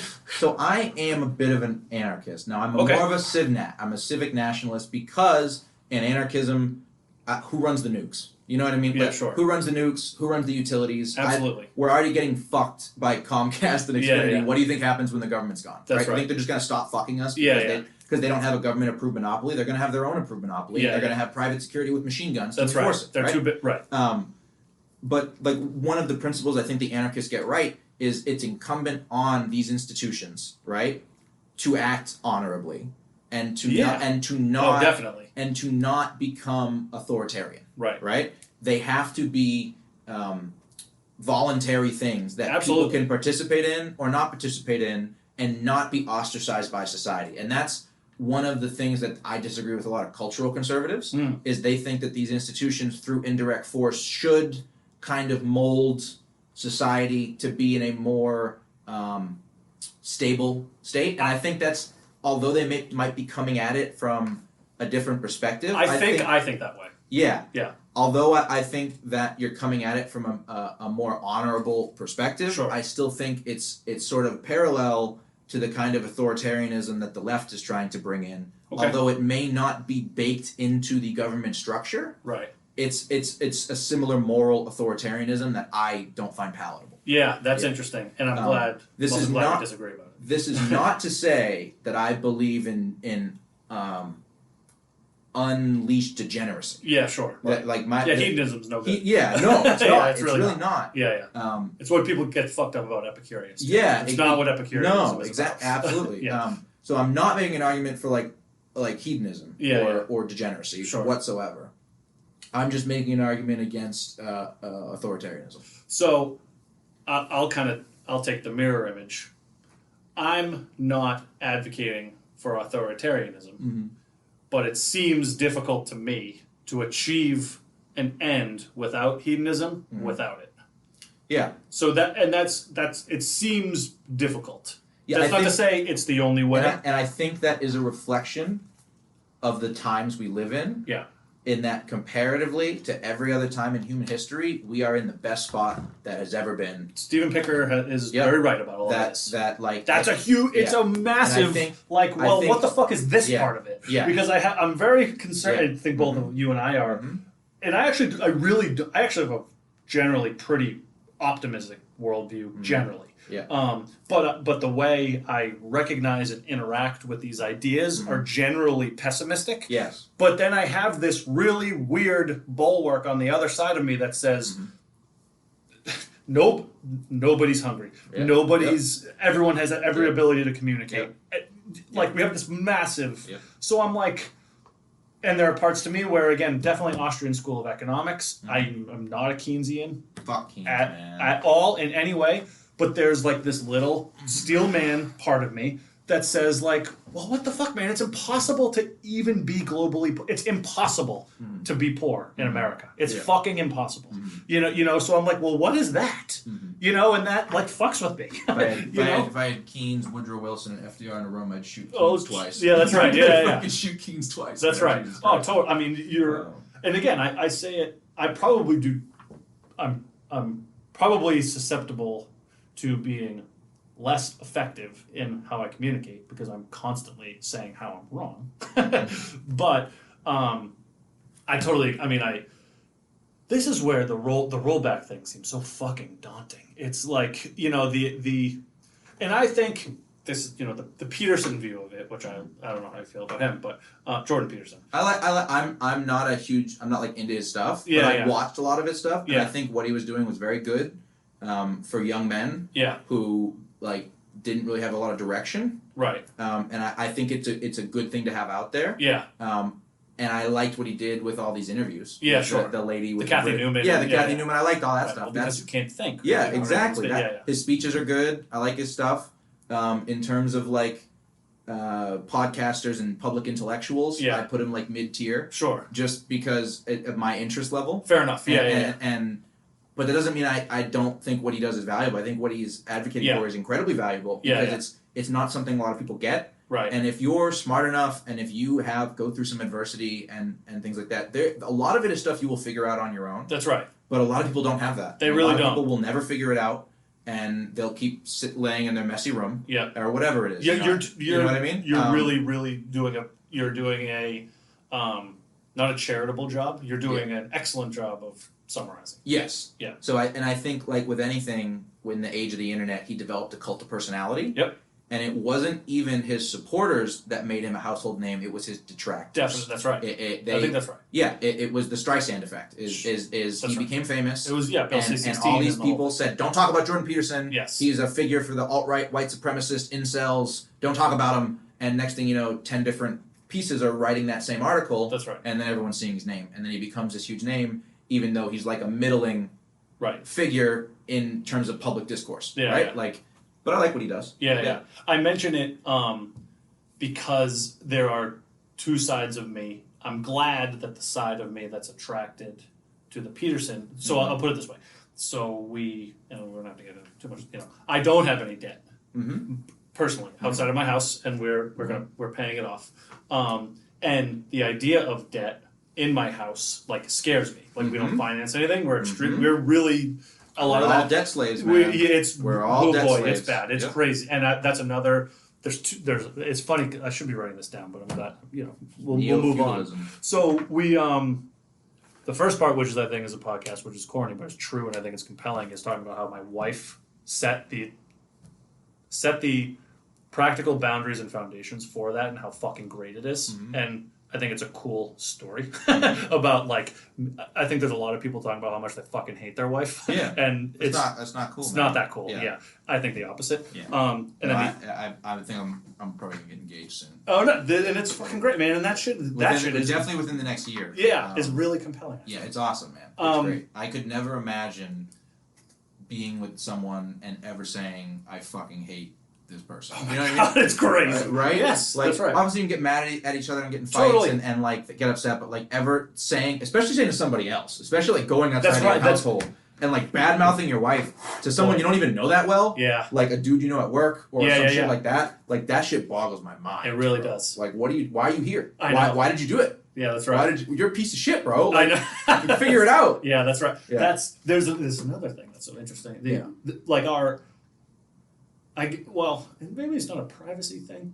The airing of the standardization of airing your dirty laundry, bro, is that's the best. And I have to kind of use all my power to think about how I want to articulate what I actually mean. But you just summed it up by what you just said. It is that cultural default of. And it's deeper than just social media being. Part of it is maybe suicides go up because there's a gun in the house type thing. not necessarily which again I'm a Second Amendment guy, but I understand means or correlation is not causation. Yeah, but it is correlation. Mm-hmm. It's still correlation. Yeah, and those so does social? I think it predates social media with do I have a vehicle by which I can expose my dirty laundry really efficiently? Yes, but we again culturally we were moving down the road of and I'm a hypocrite because part of me wants to talk about this shit on a podcast, right? But but it's good. But most of the things I want to talk about are the things that I want to talk about that is airing dirty laundry is in service to how I've grown and changed and made it better. Yes. It is not the bitch fest. Right. It's not that. Agreed. That shit is fucking toxic and evil and gross, and I don't like it. Yeah. The growth through struggle and sacrifice and maturity is on the flip side of that is really fucking compelling to me. But anyway, yeah. I forgot what I was gonna say. Well, what I was really going on the tangent was I love the Jordan Peterson thing, although I have thoughts about it because you're absolutely right. Jordan Peterson. It's why I've moved to some other stuff, but his self-help stuff I think has an end. Yeah. His religious stuff doesn't, which is why I stay interactive with him. But I love his message that says fix your own shit first. Yeah, which is why it gets tough for me to even, and not that I'm perfect, but we're doing what it's how do we talk about demolishing the Fed. Yeah. Before we talk about like, well, how do you? If you have a car loan, you can't talk about demolishing the Fed. Right. And I think you know, right. like I think he was a lot of people's first red pill. Yeah. And he's a very palatable red pill. Right. Like not a lot of what he's saying is political. Right. It's really not. It's not. It gets made out to be that way. It's so not. It's not. It's hard to even. And that makes it more palatable for people who are programmed. Yeah. Right. Yeah. Are programmed to be binary thinkers. Yeah. Right. And like our shift in the Marshall Plan and like our shift into interventionism Yeah. and globalism and central banking. That's right. And that's when the Fed really starts to increase. And by the 80s, you have like 30 different federal offices that didn't exist 20 years ago. Right. It's like we said, it's correlation. I don't know enough about it to make some grand statement that it was all caused by one another. But it's certainly not a coincidence that both things happened at the same time. This is an interesting piece too, because it's, you know, and I'll have to think this through. Mm-hmm. Like I don't like the epistemology of the Bilderberg argument. Yeah. But the Bilderberg argument is right. Yes. and it's hard for me to tease out what I mean. Yeah. But maybe it's that the pen to paper central planning probably isn't accurate. But the effects as if a central planner did exist seem to have a lot of evidence.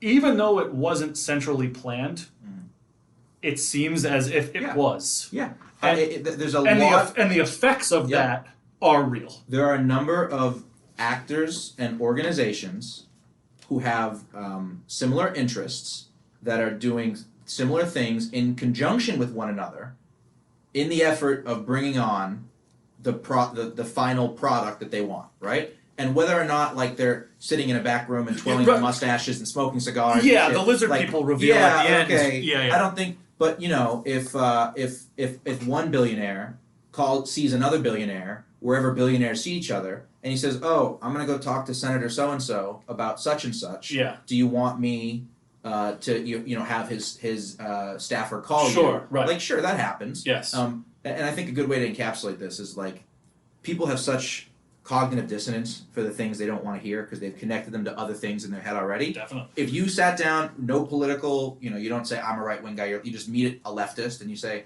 do you think that there are like groups of shadowy rich people that conspire to like rule the world? They'd be like, absolutely. Yeah. And you go, what about if their names are George Soros and Jeremy Rothschild? Right. Like, oh, well, that's a conspiracy theory. Yeah. But they are billionaires who are financing international campaigns to get policy that they like and get politicians that they like. That's right. You had I can't remember what newspaper she worked for, but I think it was the Chicago Tribune. It was one of the major newspapers of Chicago, and this woman wrote an article about all of the district attorneys, many of which in Illinois and the surrounding states, who had been financed by the super PAC run by George Soros' son, who has dual American Greek or triple citizenship because he has American Greek Israeli citizenship, right? And they fired her. They cut the story. They fired her. They said, "I don't want anyone to talk about George Soros. It's a conspiracy theory." But he does fund these organizations. I don't think he's a lizard person sacrificing children and drinking their blood. But like, he has financial records showing that he was funding these organizations that were then getting district attorneys and governors elected, who later, during all of the riots over the last year, were letting people off without charge. Yeah, that's right. I mean, so like. Is it a coincidence that these guys, that 10, 20, 30, 40 people who committed assault, rioting, larceny, arson, sexual assaults, like, are just let out of prison? Yeah. Well, they wouldn't have committed the sexual assault in the riot, but they have records. Sure. They have criminal records, right? Absolutely. They're just released without charge, or he funds their bail funds. So the other thing, it's kind of like I'm not going to use that analogy. So another one I think a lot of it is muddying the waters. I think that there's a lot of legitimate things you can indict these kinds of people for. The Soroses, the Bilderbergs, the Trilateral Commission, the Council on Foreign Relations. I mean, Dan Crenshaw and AOC are on the Council of Foreign Relations. Yeah, it's sure. a pretty but it was also created by George H.W. Bush Yeah, yeah. and all of his spook buddies Right. From the OSS and the CIA, Yeah. right? So, like, there are legitimate criticisms of these people, and there's real transactions and policies that and statements that you can track, but I think that it would not be beyond the state to publish a bunch of fucking rubbish. That's right. To just take a bunch of bullshit and mix it in with all the other bullshit. Absolutely. I think we're seeing that right now with Sidney Powell and Lynn Wood. Sure. Absolutely. I think they've become complete Q-tards. Well, and they've swallowed the poison pill, and now either knowingly or unknowingly they're spouting all this conspiracy bullshit. Well, and how excited is the media? And they're so excited. It's the greatest thing that ever happened. It's the best. Instead of senators and congressmen having inquiries and having court cases, because all the court cases were thrown out on procedural or standing grounds. Absolutely. Instead of having that, we have Lynn Wood with a MAGA hat on the stage talking about Chief Justice Roberts eating kids on Epstein's Island. Yeah, it's right. And that's real. It's not, sort of astroturfed from the ground up, but it is definitely landscaped. Yes. Yes. Well, once that material exists. Yes. That I don't. What's difficult, and I don't. You seem to, which is good. You seem to have more patience and focus on understanding some of the tactics than I do. I've been unemployed for 5 years. No, that's okay. You got a lot of time. Well, it's okay though. It's that's what I've been doing. Yeah, and that's okay. And I think this is really good. I do want to focus this, but this is great. I think the chemistry is good. I don't know how you feel. I feel great. Yeah. I feel great. Yeah. If we're getting too off topic, just let me know. I don't think we are. Okay, I'm actually. I like interspersing some of this other stuff, but because I think that stuff's interesting too. And also, just side tangent. I think for a podcast, etc. Again, I don't really care if anyone listens to it ultimately. I mean, I do, obviously. Right. But I also don't want to talk about politics and this stuff all the time. Yeah, we can talk about other stuff. You want something kind of embarrassing? No, it's not embarrassing. And part of this is, realizing that my ideas aren't stupid. I interact actually a ton with this one podcast, which I really like, called Quantum Week. And they do, it's a movie and music. Mm-hmm. It's funny because it sounds so basic and like whatever, but it's a good podcast and they do a good job. Anyway, I was going back and forth with one of the hosts because they do a good job. I think Jumanji is a better movie than Back to the Future. Yeah, I agree. And the original Jumanji. Yeah, I think it's really deep. Yeah, I think it's. Yes. I kind of made this whole argument and I teased it out and I just loved kind of like talking about it and exploring it, and I'm like, oh, this is a fucking great, I can really make this argument really well, and I think it's interesting. So I want to talk about shit outside of that. I'm down. So we should do that, and we should think of shit that you're passionate about too. And sure. But going all the way back to where we were talking about with the muddying the waters thing, particularly on the election stuff. So my theory is, and I don't know how you feel, there was election fraud. Oh, it was completely stolen. It was enough to be stolen. Yes. But we still are not focusing on the metrics, I believe, and tactics that will prevent it in the future. And those things are voter ID and no mail-in ballots. Yeah, no mail-in ballots, no same-day registration. Yes. We need to create, and I'm not a fan. And we're not talking about that. Yeah. That has been totally. Yep. And it's on Republicans. Yep. I'm not a fan of creating new government committees or regulations or bodies because they're never temporary. Yeah, There's no such thing as a temporary government program. No, that's right. They need to do no more mail-ins, no more same-day registrations, and there needs to be some sort of committee with the same privileges as a special investigator that is allowed to oversee elections. Now the problem is that can become partisan and that can accelerate the banana republic voting. Right? So I think that I'd want to see a plan before I signed on to something like that. But I think if you eliminate mail-ins, like you said, I think that you're right. You're completely right. Yeah. I don't have any more to add. Sure. You get rid of the mail-ins, you add voter ID, And you want me to make a compromise? Mexico has voter ID. Yeah, Mexico. I think everywhere but New Zealand. I know that's the Mm-hmm. that's the advertising and prescriptions, but I think Yeah, but I think it's also Yeah. the registration. I think it's Yes. also it's like basically every first world country. And it doesn't even necessarily need to be a new ID. You have to show your ID when you go to the liquor store. You have to show your ID when you go to a bar. You have to show your ID when you go to a concert. When you buy a house. When you buy a house. Go to the library. When you open a bank account. When you go to the library. You have to show your ID for a lot of things that are much less important than voting. Right. This is another one of those things where it's like, there's going to be an academic argument. There's probably the voter whatever. The voter ID thing, that position is objectively right. There is no argument against voter ID. It's been turned into a racial issue. That's right. To provide cover for the Democrats to commit fraud. That's right. And this is one of the things when I was period. Yeah, when I was 18 years old and I voted for Obama in 2012, that's something I heard and I thought, oh, Lindsey Graham, you're full of shit. Right? Because Lindsey Graham is ostensibly full of shit. He happens to be full of shit. Yeah, but exactly. not about that. But yes, I know. But I didn't believe it. I didn't look into it. I had no information on it. And that's all it's there for. When you actually look at it on the merits, like the amount, and people say, so these people can't get an ID. Okay, the government sent $500 billion in foreign aid yesterday. Yeah. So I think they can find some ID money. Yeah. You know what I mean? Right. Maybe cut some Tomahawk missiles. That's right. And maybe you can make some ID. Just an idea. Yeah. Right. Yeah. And I'm not like an isolationist. Or even just figure out how to get a fucking ID. Yeah. Adult. And if you want to vote, can't get an ID, maybe you shouldn't vote. You can't vote. That's right. Now I also have some more radical positions. I think we should bring back literacy tests for everybody. We got rid of literacy tests because we only made black, non-white people do them. Yeah, right. Yeah. I think we should bring them back for everyone. For voting. For everybody. Right. White, black, Asian, Yeah. Hispanic, man, woman, doesn't even matter.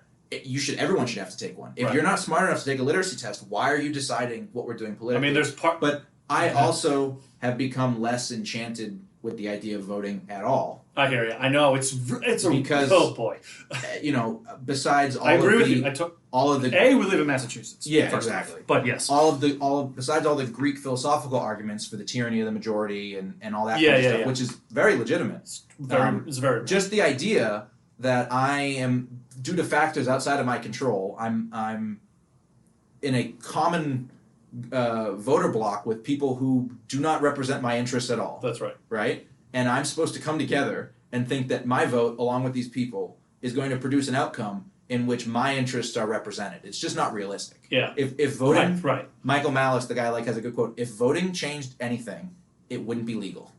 Yeah, that's right. That's good. I like that. If voting changed anything, it wouldn't be legal. It's extraordinarily cynical. It's very cynical. But I do like it. He supports a Czechoslovakia-style velvet divorce of the United States. Okay, I don't know what that means. So Czechoslovakia became the Czech Republic and Slovakia. They split into two different countries because after the fall of the Soviet Union, the country was just so culturally different.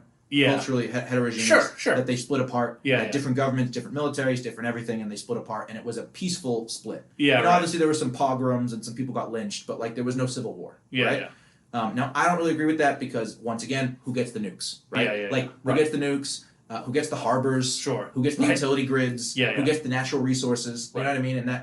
And also inevitably, when we have conflict over those things, someone else is going to come fuck us in the ass. Right? That's the real. We've built up a lot of bad will over 200 years. Although I feel America is still the most positive influence in modern history. Pax Americana is a real thing. It's not even. It's where I get goofy, and I really don't want to go down another tangent because you're on a good one. Yeah. I'm not really. There's a 10% conflicted thing about the NSA and about foreign war. I'm there's a part I'm liberty driven but I'm but I don't know, man. There's a lot of good comes out of that shit, which is so fucking weird, but it's true. Yeah, it's so also objectively true that it's really hard to wrestle with. You can't. I think you can't go full isolationist, but you can pick and choose. Definitely. Where we're spending our money, and more importantly, where we're spending lives. Where we're sending troops. And I think that it's less about how many ships and how many soldiers and how many planes we have in a base on someone's border, and more about are we providing intelligence and munitions to foreign countries that are then genociding people? You know what I mean? Yes. I'm less concerned about us having military bases in places where people might not want them, than I am us doing deals with people who then use our weapons and our intelligence to bomb people in Yemen, right? Yeah. Or when we sign on to diplomatic sanctions that cause widespread famines and death, like in the first Iraq War, right? And now that we don't really have that many interventionist conflicts, right? In the last, I mean, we still are inactive in many of them, yeah, but yeah. we're not doing regular yeah, engagements. It seems to be winding down, or at least Trump was trying to wind it down. Right. It seems until his own people fucking lied to him and committed treason to keep troops where they weren't supposed to be. Anyways, with all my personal feelings on voting, it's still more important than ever to secure the election process. Yeah, that's because this goes back to what we're talking about institutions. Right. If people don't believe that the ballot box, absolutely. I mean. So what's the old phrase? You have the soapbox, the jury box, the ballot box, and the ammo box. Right? Like the jury box is fucked. Kyle Rittenhouse is in jail right now. The McCloskeys both got charged. Right. That guy in Nebraska right. who shot someone in his bar got charged, and he fucking killed himself. Right? Like the courts are gone, so there's no more jury box. Right. If the ballot box goes too, you have the soapbox and guns. That's all you got. I know, and people are already on the soapbox. They're already on the soapbox. That's right. So there's no more room there. So you've got one box left. Yeah. And I think what's happening is regular people are now invested. Definitely. Because their business got shut down. Mm-hmm. Or their kids are fucked for a variety of reasons. Right? Or they lost their job. And these people are realizing, oh, I can't just vote this away. That's right. I can't just put on my bumper sticker and argue with my family at Thanksgiving. That's and then vote this away. And the people that I thought were going to fight for me, the conservatives, and the people that I thought were going to protect me, the police, aren't going to. Right. So we need to do something to fix this. And I think securing our elections would be a good first step. Right. I think that would be a very good first step to sort of restoring a bit of trust. That's right. 43% of Democrats think there was election fraud. 78% of Republicans think there was election fraud. I think it's something like over half of conservatives or half of voting Republicans believe Joe Biden did dirty deals with China, right? Because he did. Because he actually did. That's right. And people were too busy looking at pictures of his son's cock. Right. Look totally at that. not the story. Yeah, totally not at all. Not. I mean, it's compelling. And now they're all reporting on it. Now they're all reporting on it. That's right. It's compelling and interesting, but it's also not the story. No. I think that would be a good first step. Yeah. No mail votes. And what's more troubling, and kind of connects this to everything else, is if you look at the Supreme Court cases, and I can't remember if it was the one in Pennsylvania or the one in Georgia, it might have been both. But the Texas one, certainly, that we just saw that there was a bunch of hubbub over them not seeing it at SCOTUS, was that it's not about the fraud. It's about these other states changed their laws. That's right. Yes. Unconstitutionally. That's the Texas case, right? Under emergency orders. It's not like they called the Senate and the Senate voted and did all these laws. No, they just created a new order. Right. They got enough people to sign off on it, and they certified it, and it was now the rule. So you had same-day registrations. You had it was now legal to ballot harvest. You have the videos coming out of Minnesota and Georgia of people, and Texas of people ballot harvesting. That's now legal. Right. You have all these things that are susceptible to voter fraud. And even when you didn't have this, you had 2% of mail-in and absentee votes going missing or being tallied incorrectly. Right? That's from like a Reuters report, I think.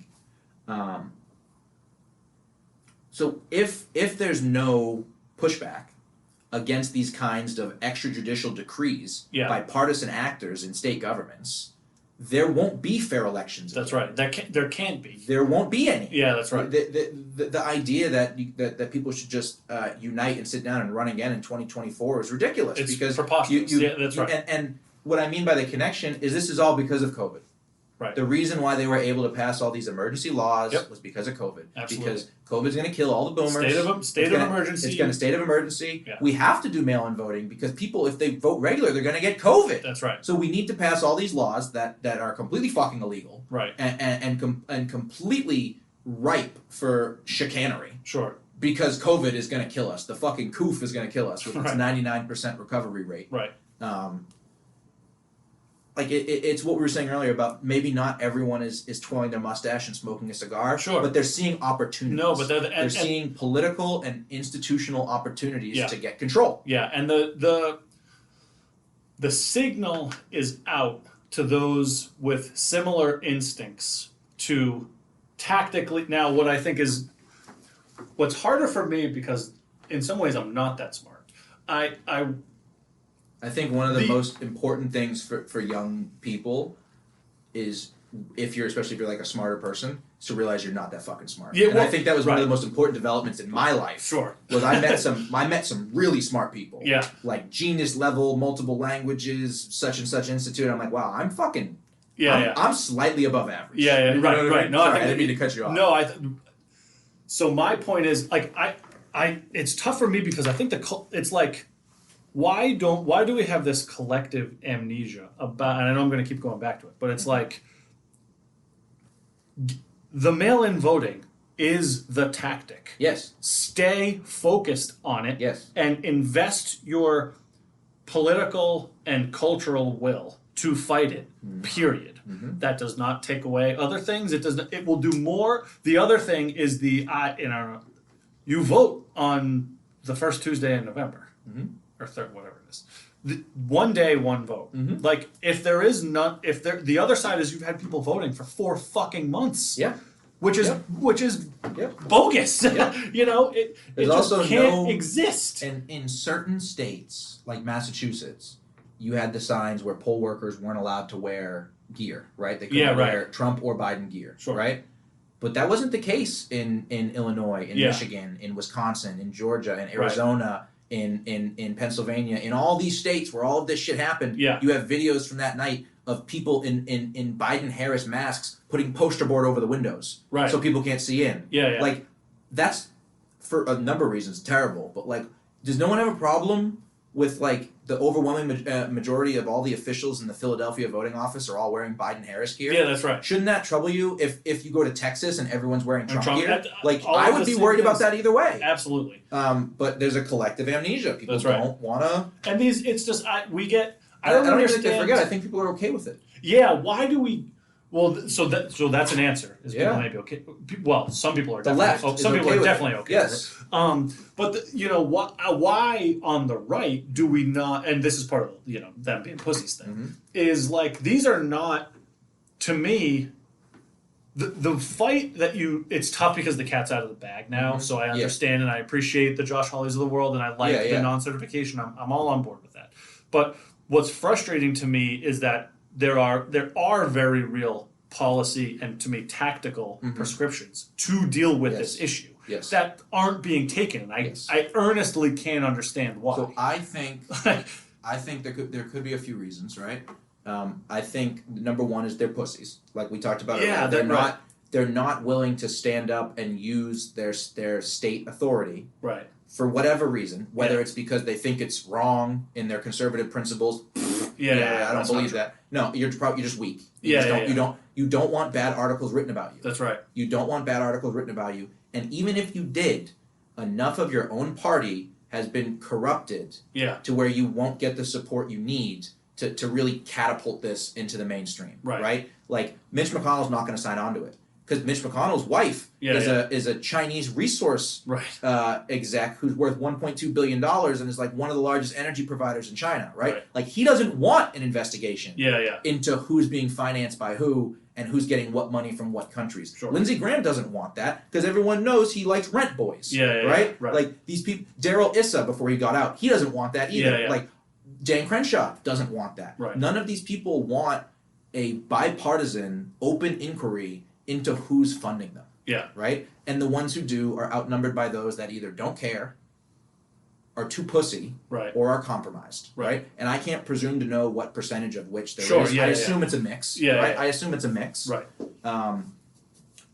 We're seeing the few that will do it stand up right now. And I think that if they're able, say the January 6th rally happens and nothing happens. Say Biden gets certified on the 20th and nothing happens, which looks like the most likely scenario. It's probably the most likely scenario.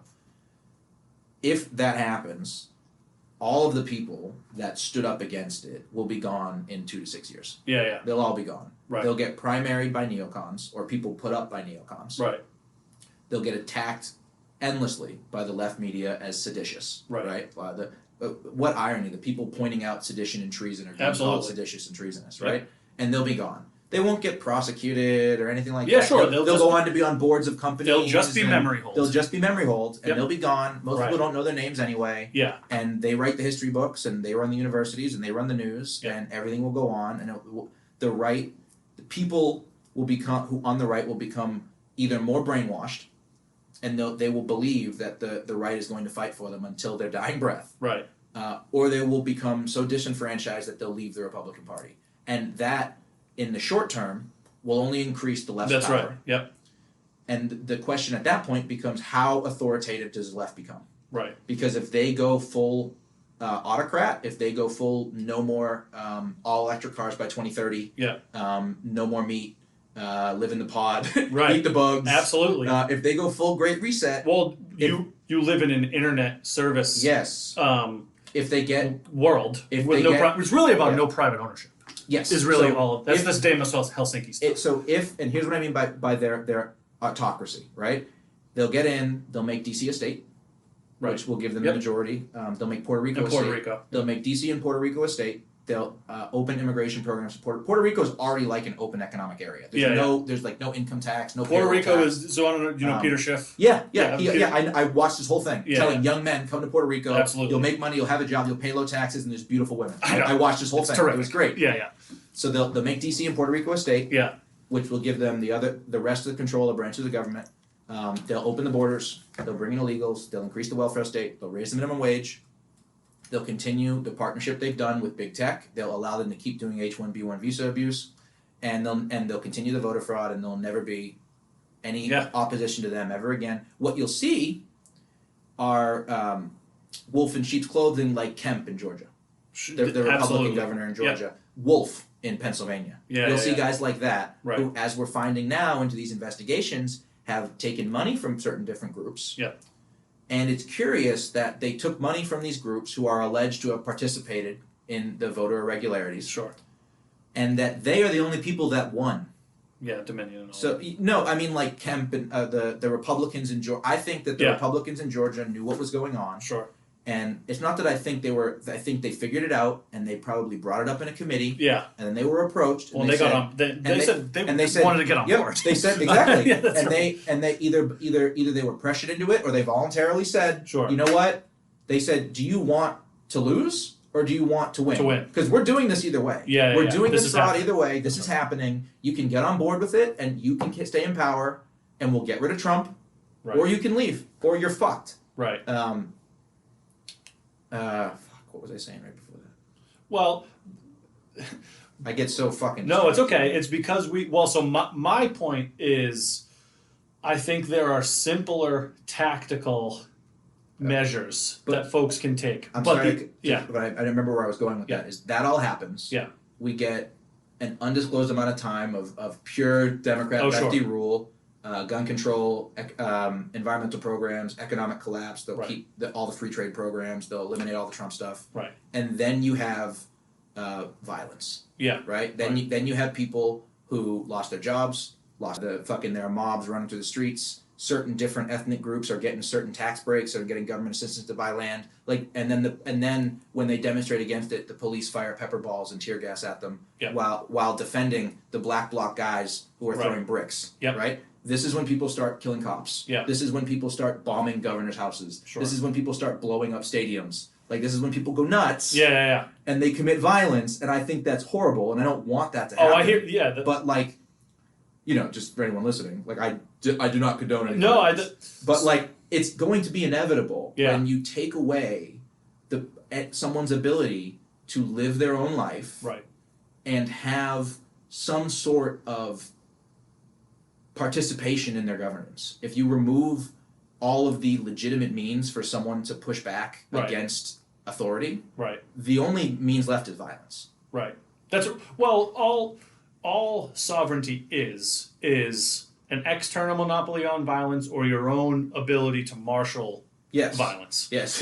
What is it? Violence is the supreme authority from which all authority is derived. It is. I mean, there's Starship Troopers. There's no Yeah. there's no such thing as authority without violence. it. There just isn't. That's what governance is. It's the state's monopoly on violence. That's right. That's an anarchist perspective. So here- but I find it an apt. It's pretty. comparison. it's fairly compelling. Yes. You know, it's definitely not the whatever that hokey bullshit like government is what we do together. It's not. It never has. Yeah, that's incorrect. The only mode of government that pretended to be that was communism. Yeah, and sure. as we all know, it doesn't really work out that way. Yeah, no. Someone has to drive the car. So I'm with you. Although what I think may be an interesting consideration is how do we reconcile that with the Pinker stuff? Yeah. Where in that equation, which I respect your math to get there. Yeah. I really do, and I believe a lot in a lot of it. One thing that the interesting thing when we're talking about marshaling violence on an individual level is the levers with which the levers that can be pulled are really going to come down to like utilities. Yeah. Those are the. Have you ever read anything by Matt Taibbi? Yes, I know Matt Taibbi. Love his stuff. He talks about this. Yeah, he says that's what a revolution is. It's really It's police chiefs, generals, and utility companies. Yeah. And he says, and if you have the cops and you have the utilities, you're done. That's it. You're it. That's right. You're all done. Right. Yeah. And the push. It's not a pushback, and it's not an argument because I agree with your math. What I'm interested in is how much existing faith outside of it's kind of maybe where we started a little bit. How much existing faith outside of the media universe, an echo chamber that we find ourselves in? How much faith still exists out there, and how much sovereignty does exist? Let's take out the meta piece where we can take out like the Sam Harris predetermination free will thing. In the reality that we exist in, how much free will even just so I'll put it to you this way. So Eric lives in Florida, and Ron DeSantis doesn't seem to be a pussy nor a No, I insider. like Ron DeSantis. He seems to be, and again, who knows? But and we probably find out 10 years Ron from now DeSantis. he's doing something weird. Maybe. But He also didn't destroy a state's economy. so this is my with point. My point is like Florida is Florida. Yeah. And like he's going to like fucking grocery stores without a mask on. Right. So my wife's family is in Indiana. Yeah. And they're like, what are you talking about? Yeah. Like legitimately. Yes. So there's a part of me that's like not that I don't take that math seriously, because I really do. And I have weapons, and we're prepared a lot of way. I'm at 2 months and 1 week waiting for the licensing officer to call me. Yeah. My info getting back from whatever fucking shit. I mean, and this is a separate. They said 2 to 3 months, so I'm at 2 months and 1 week. The Massachusetts gun thing is. I'm in a red town. Yeah. And like I. Are you Weymouth? Yeah, I'm in Weymouth. Yeah. So I had to beat them over the head in my letters about why I need a concealed carry. Yeah. They just don't give them out. Right. Unless you and I said I own a business. I transport $10,000 to $20,000 in electronic equipment daily. Right. And I live in a place where you guys have come in the last 2 years to stop domestic violence. Right. Which is true. I had the police report numbers. They talked to me about it. Because right. like, did you see anything? I'm like, yeah, this dude was fucking high as shit and freaking out in the parking lot. Yeah, you know what I mean? Well, you have the Chesna stuff. The whole thing it's is fucking a nightmare. Yeah. But keep going, yeah. But anyway, so my point is, and I'm asking, and I don't know that you I'm not like asking you like an interview. Yeah, I know. Because it's an interesting thing but it's like, I see that stuff and I realize that, and we have Texas, and we have North and South Dakota, and we have Kristi Noem, and it's like, so are we just comfortable enough with what we have? Yes. Or are we really pretty, or are we more sovereign than we think? Yes. So I think you know what I mean. I think both are true. Yeah. I think people are too comfortable to take real action. Right. And I think they do have more sovereignty than they think they do. Right. The mask thing only happens as long as people comply with it. Yeah. If everyone in Stop and Shop took off their mask at the same time, or even a quarter of the people there, it would be over. It would be done immediately. That's right. So I agree. And we have evidence of that. Yeah, in other absolutely. states. I mean, Maine, and it's like nobody's wearing a fucking mask in South Carolina. Yes, I think there are. You can be nihilistic or cynical, and I could talk about what I was talking about: civil war. Not really jazzed about the idea. You can. I think it's actually really interesting. You can. No, I love getting into it. I just mean like I don't want to propose it as a solution. No, that's not what I'm proposing. That's right. That's right. Some people would just go right there and they'll say there's nothing we can do. It's inevitable. Right. Look at what's going on. What do you call it? This is clearly a civil war. You know what I mean? I think that we need to build more faith in our nation. Right. Starts at the institutional level with elections, but we also need. And this is why I don't think it's going to happen. This is what I think would work, but it's not going to happen because it relies on the government to do this. Right? Political reform, term limits. Harsher, more strict laws on finances in terms of who they can invest with, what they can do, where they can move their money, more transparency. And I really think we need to expand recall and impeachment powers. I think we need to make it much easier to recall a governor. I think we need to make it much easier for the voters to no confidence a senator or a congressperson. I don't think it should rely on the normal election system that's ripe with fraud and external big money influence. Sure. I think we should have a method to say, no, you fucked up X, Y, and Z. We're not waiting 2.5 years for you to keep fucking up the state. We're voting you out now. And things like that exist. Sure. But they're really they exist like the third party exists. It's right. It exists. It's not something that they conceptually exist. Yeah, exactly. So I think we need something like that. But I think it's very unlikely because that would involve the Congress putting a leash on itself, which they're not going to do. I think one way that we could do it without that is if the people doing these things face consequences. Sure. I don't know what those consequences are. I have a few ideas. Right. But people like Gretchen Whitmer and Andrew Cuomo and Gavin Newsom and Nancy Pelosi and Charlie Baker, these people need to face consequences. Yeah, sure. Whether that is a mob outside their house every night for 2 months protesting them, whether that's their car getting broken into and like vandalized, like we saw with Nancy's garage the other day, whether that's them being impeached or recalled, whether that's them being investigated by a special prosecutor, there have to be consequences. Yeah, sure. And like personally, I wish they were all in fucking Gitmo. They should all be in Gitmo. If you, and maybe not even that extreme, but if you have a mask mandate and you're shutting down people's businesses and destroying their lives, right? And then you get caught in public without your mask on, you should resign. That's right. Yeah, you should resign immediately. I totally agree. There should be a ecosystem outside of politics calling for this. Right. There should be reporters calling for this. There should be news channels calling for this. There should be churches and other charity organizations calling for this. There should be every institution outside of the government saying, you're ruining our lives. Right. And you're not following your own rules, you're out. Yeah. And I don't think this is going to happen. Yeah, because sure. there's too many people. Fear has been turned into a virtue. Absolutely. This goes back to like what we're talking about. This is victim culture. Victim culture. Fear has been turned into a virtue. And a lot of these people who have bought into it, this is not so much the boomers, but the people in our generation. Sure. They're low status people. That's right. And by accepting this fear as a virtue, they're able to raise their status, along with all the other posturing that they do in real life and on the internet. They're able to reach a higher status, and they're able to fit in. Yeah. And these are typically, not always, people who don't fit in. That's right. People who for whatever reason, they don't fit in. Absolutely. And now they've become accepted by this new monoculture. Well, and similarly, and all the monoculture requires from them is their obedience. Right. That's the only thing it requires. You can be any color, sex. You can be a straight white male, but you need to obey the culture. Right. You need to obey your struggle sessions at work when they tell you you're the problem with everything. You need to obey the monoculture, and if you do that, you're in.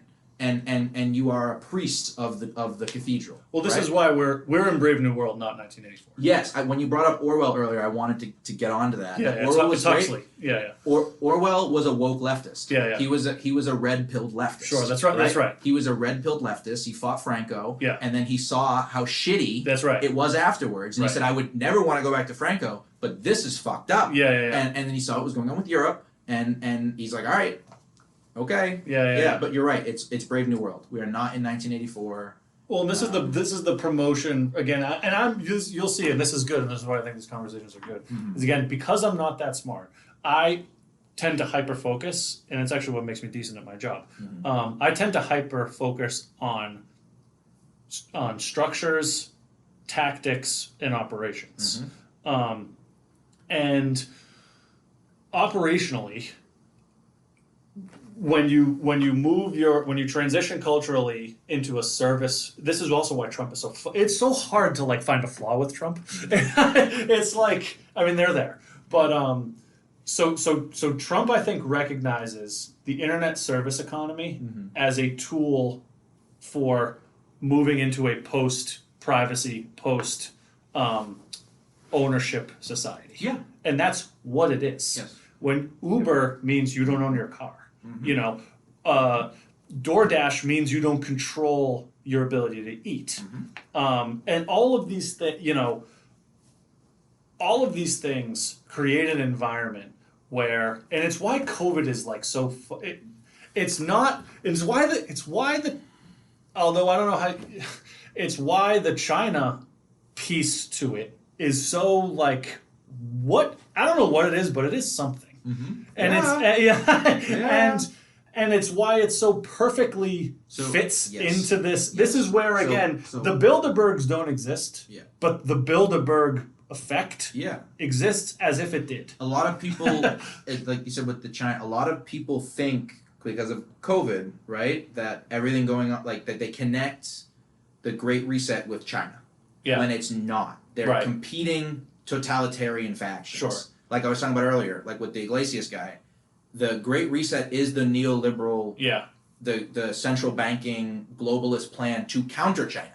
Because China is an ethno-state. They're a Chinese ethno-state. They are a nationalist dictatorship. And that is incredibly threatening to a lot of people, but it's especially threatening to people who want to introduce this globo-homogenous New World Order, right? Because China's not going to play ball unless they get to be the boss. Unless they get to come in and they get to be the boss of all of these ancient European families and American politicians that have been calling the shots for 100 years. They're not going to just hand over the keys to China. So the only option is to find a way to compete with China, and that's where the Great Reset comes in. Is there no merit to the argument around a seemingly, Western democratic global player being more appropriate as hegemon than a communist dictatorship? Is there an argument against it or for it? Is there an argument? Well, I think there's an argument for it. I think I'm not sure what the argument against it. I don't know what it would be either. Yeah. And I think any argument made on the grounds when you're comparing U.S. imperialism. Well, this is kind of what I mean. China, this is really any argument that says that the idea of China being in control would be better is disingenuous. They have concentration camps right now. But that seems to, not to push you, but that seems to not jive with your assertion, which I actually don't disagree with. But it seems to not jive with your assertion that there's a pre-planned global strategy to leverage China as a boogeyman to achieve the goals of. So I don't think it's being leveraged against the public. I think it's being leveraged against the people in power. I think it's being leveraged against the politicians and the corporate interests. They might be getting used as a boogeyman for the boomer cons on Facebook sharing memes about Beijing Biden, right? But in terms of the global reset, the Great Reset, eat the bugs, live in the pod, you'll own nothing and you'll be happy. I think they'd probably try to do it anyway, even if China wasn't around. Right. So this is my. I think that's closer to my point. It's just a convenient excuse. But so I think they would do it anyway, and that is the issue. It's why it's astute of you to say Wilson and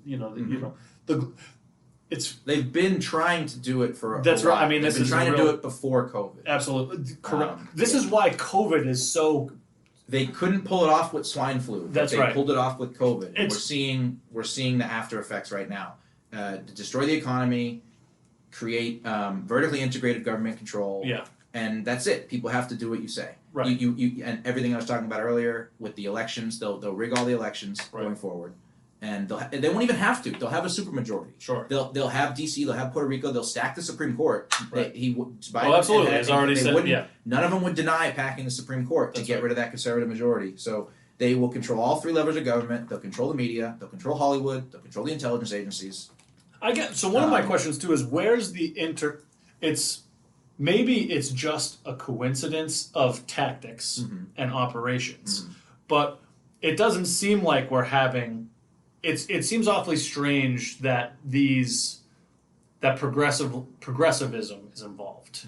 on the surface. It doesn't seem that surface level progressivism would lend itself ideologically, I suppose, and maybe it's just that it lends itself tactically. The maybe not the earliest, but a long time ago, a lot of the most prominent progressives in the early 20th century United States were eugenicists. Well, so have you read Jonah Goldberg's Liberal Fascism? I haven't. No. That's exactly. So this is his point. And yes. Yes. It's a technocratic fascism. That's right. Yeah, I absolutely agree. I haven't read it, but I agree with the sentiment. It's quite good. And, Margaret Sanger. And, Margaret Sanger, Bill Gates' grandfather. There's a lot of different Rothschilds, Rockefellers, all the boogeymen that are in those conspiracy circles, but we're actually like major industrialists and we're real people. That's right. So I can totally believe that the progressives are down for this because they've been down for a number of things that were terrible. Well, that were doing terrible things in the interest of the greater good. Right? It's this nebulous idea. Well, it's post, and it's even deeper than Marxism. Like it's postmodernism. And it's how postmodernism is an assault on reality. Yes. And it's an assault Really, it's an assault on the established order of the Judeo-Christian West. Yeah, I mean, critical theory is in direct contrast to that idea. Yeah. Right, and that's where it gets. It's funny because in ways the assault on the Judeo-Christian West is deeper than global interests looking for power, but on the other side, it's as simple as money. I think you can, and that's where it gets goofy. I think you can trace, the recent merging, right, to Occupy Wall Street. Right. I think, and I heard this from another guy that I used to listen to a lot. I don't really like so much now, Tim Pool. Sure. And a couple other guys who were like on the ground in the early days of ICE, in the early days of ICE before they totally sucked. And became another puppet mouthpiece. Yeah. That did some reporting. Who had left and they do their own thing now. They said when we were in the early days of Occupy, it was a united front. There was no identitarianism. Yeah, right. And then a few months in, you had the black nationalists. Yes. You had the LGBTQ plus people. You had the trans advocates. You had all these people. Well, Occupy was the Tea Party. Yes. You had these people who came in and they started, there were people who were organizing, and these people would say, you're XYZ. You shouldn't be telling all of these people of color what to do. We should be telling you what to do. And it turned into infighting. People left. Crime started, and it fizzled out. And there's a lot of people who suggest that this was not coincidental. Sure. That when you had the most cohesive pushback to corporatism in the 20th century, it was snuffed out in 3 months with the introduction of identitarianism, which over the next 10 years has risen to become the monoculture. Right? And you have to question, did these newspapers, did they all just do it for clicks? Yeah, right. Did they all just do it for clicks? Every single newspaper and every single story and every single show and every single talking head, they all did it for clicks. Every single one of these people did it because it's just their job and they want to make money. I have a really hard time believing that. Right. Just like I have a really hard time believing that they're all malevolent, mustachio-twirling demons. Right? So I think that's where you start to see progressivism coming out and latching on to the mainstream political whatever. It's just tough for me to separate, who's being taken advantage of and who are the, this is where I go back to, who are sort of the true ideological, true believers, and who are the, you mentioned kind of when we were talking about Peterson, that, people like Shaun White. Yeah. The guy, you know who that is? No, actually. He claims he's biracial. Yes. The guy who claims he's biracial. Talcum X, which is very funny. Yeah, Talcum X. Yeah. Yes. People like him. Yeah. He's legit. Tariq Nasheed would be another one. He's another like super black nationalist BLM guy, but he is now getting red-pilled because the Georgia Democratic Party is throwing all the black poll workers under the bus. Yeah, right. So he's now like getting red-pilled and being like, wait a minute. Yeah, he's like a legit progressive. Sure. And he's saying, wait a minute. The Democrats fucked us. Yeah. Not only did they commit fraud, now they're blaming all the black folks. Well, I mean, you did it. Yeah, so it is your fault. So it is your right. But that's the complaint. It's like, well, I mean, you did it. We should hold you both accountable. Sure. But his position is they didn't know what they were doing. They were just following orders. Right. Hold the Democrats responsible. And it's like, how about we throw you all in the pot? Maybe. Yeah. You all committed crimes. Yes. Yeah. So people like that, but I don't think that in the actual the institution there aren't really any thought leaders. Well, I guess maybe my point is where's the where's the line drawn? Or it's interesting to me where the line is drawn about the Streisand effect. Yeah. Of how, I guess maybe where are these kind of false flags being intersected on the progressive side? Because most of the conversation about the term false flag is kind of a, sort of it's very Marshall, it's right wing. I think a good example would be if we were to look at the amount of individuals that worked for intelligence agencies that when they left the intelligence agencies went to work for the media. Right. It's a very long list. It's John Brennan. It's a very long. Yeah, Brennan's the best example. You have the former head of the CIA now working for MSNBC saying their talking points. Yeah. But you don't even need to get to the big figureheads. If you were to look, I obviously don't know their names because they're vice presidents and executive producers and shit like that. It's a very long list. Yeah. Every year, these places hire former intelligence agencies. Another place that tends to hire a lot of former intelligence officials are the universities. Yes. Right. So we can make the argument that's very esoteric and verging on conspiracy theory that the intelligence services are doing this. Yeah. Through their avatars of the media and the education system. I don't really have a cohesive. I tend to not think there's enough organization. Again, exactly. It seems like a really difficult thing to pull off. It seems very difficult. I don't know. It could, like we talked about earlier, I don't think it's a giant master plan. Yeah. I think it's several groups that have the same idea, which is Western civilization is bad. Yeah.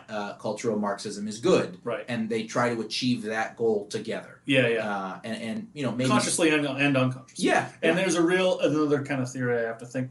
It's probably as simple as like just the term hive mind. Yeah. But it is deeper than that. Yes. There's a deeper instinct among groups of people that act together toward goals that I don't think we as a culture have come to recognize and we use words like movement and we use words like momentum, but I don't think that they are strong enough. Yeah. One of these things is tying it back to COVID and tying it about you are definitely right that the vanguard, so to speak, of the virtue signaling leveragers of a victim culture are generally more anxious, self-conscious, depressed people.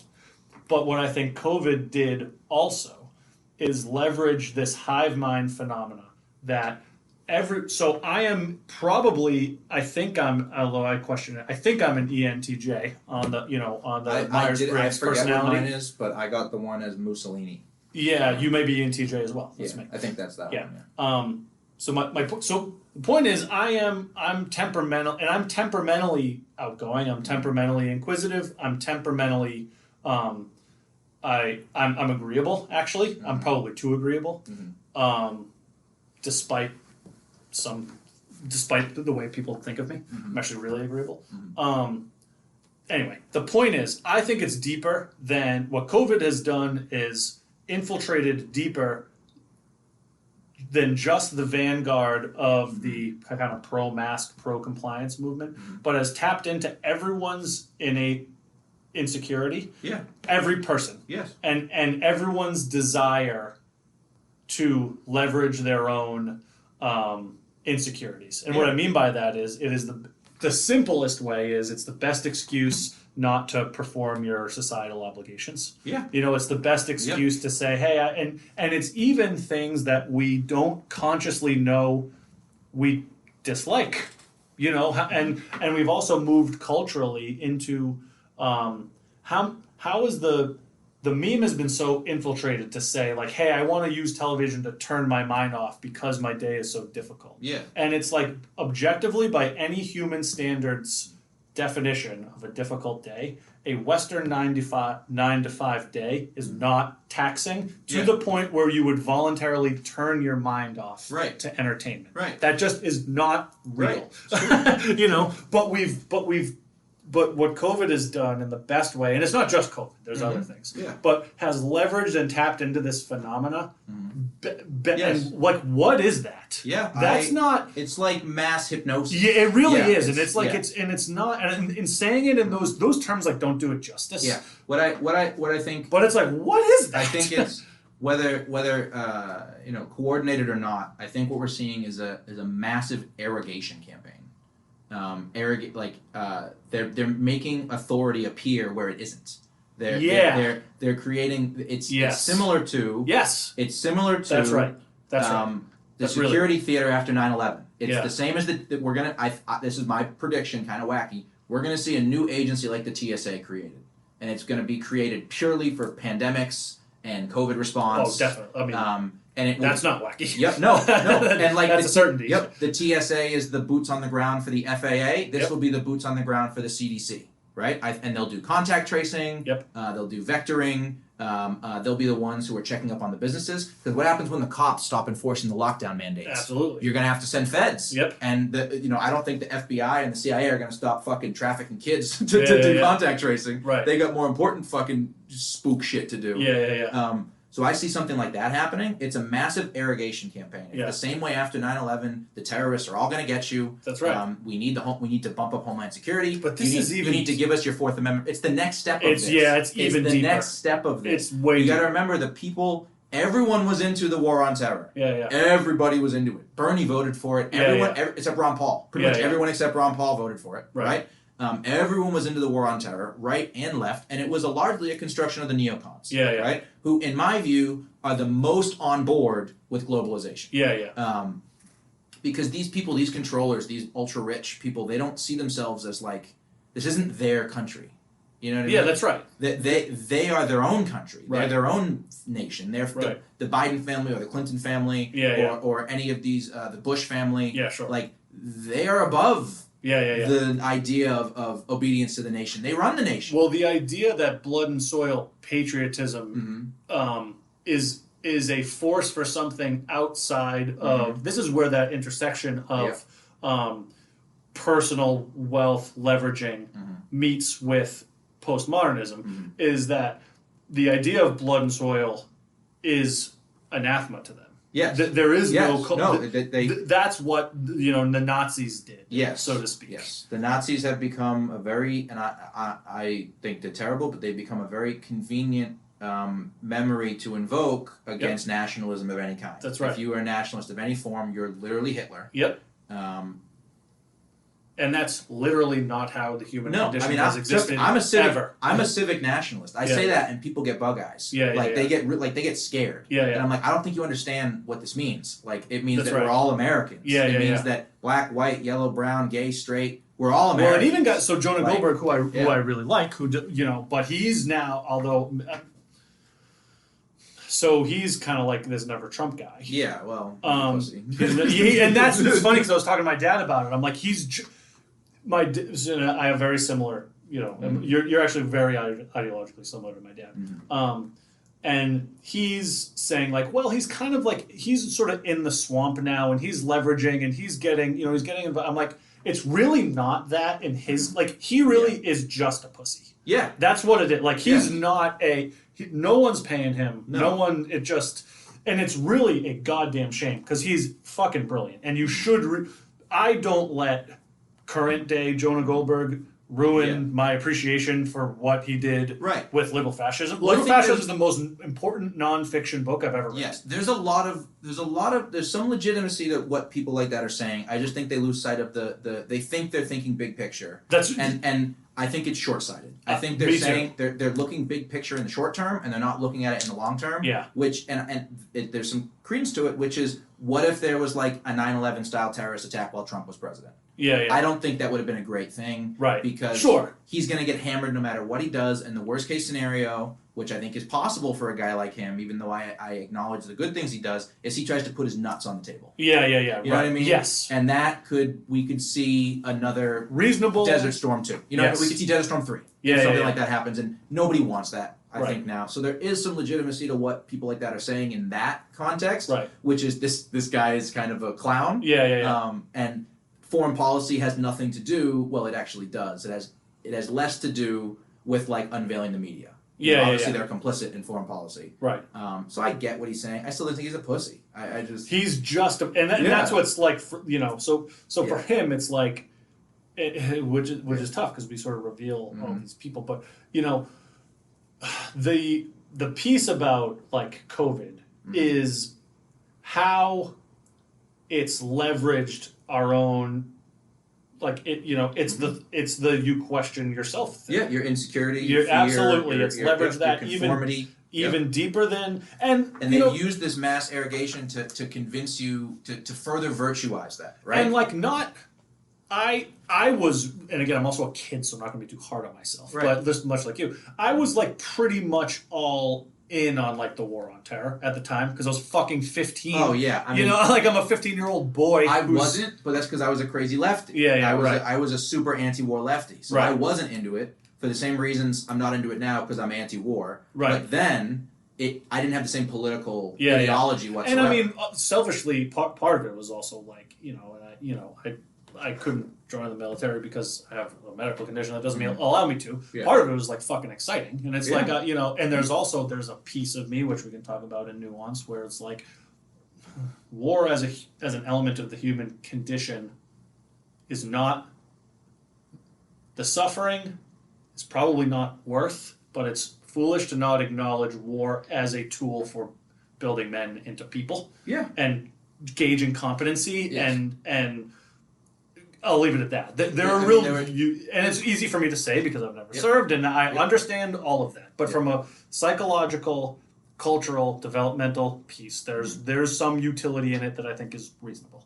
I think yes, and I mean I think a better model rather than trying to apply that sentiment to our current model of warfare would be like the Roman or the like pre-Renaissance in Europe, where you had young men who would they get an apprenticeship or they do something, and then they'd go to war. They'd go to war. They'd come back if they lived. Right. They would do arts and poetry and continue their craft. Yep. And then as they get older, they go into politics. And you have the bulk of people who are serving in your body who have done some sort of civic service. Right? Whether they're highborn or lowborn, whether they were a centurion on the front lines or they were a legate in a camp overseeing logistics, they all were involved in the defense of a nation state or empire. Well, and this is why I have from an academic point, I have authoritarian policy sympathies.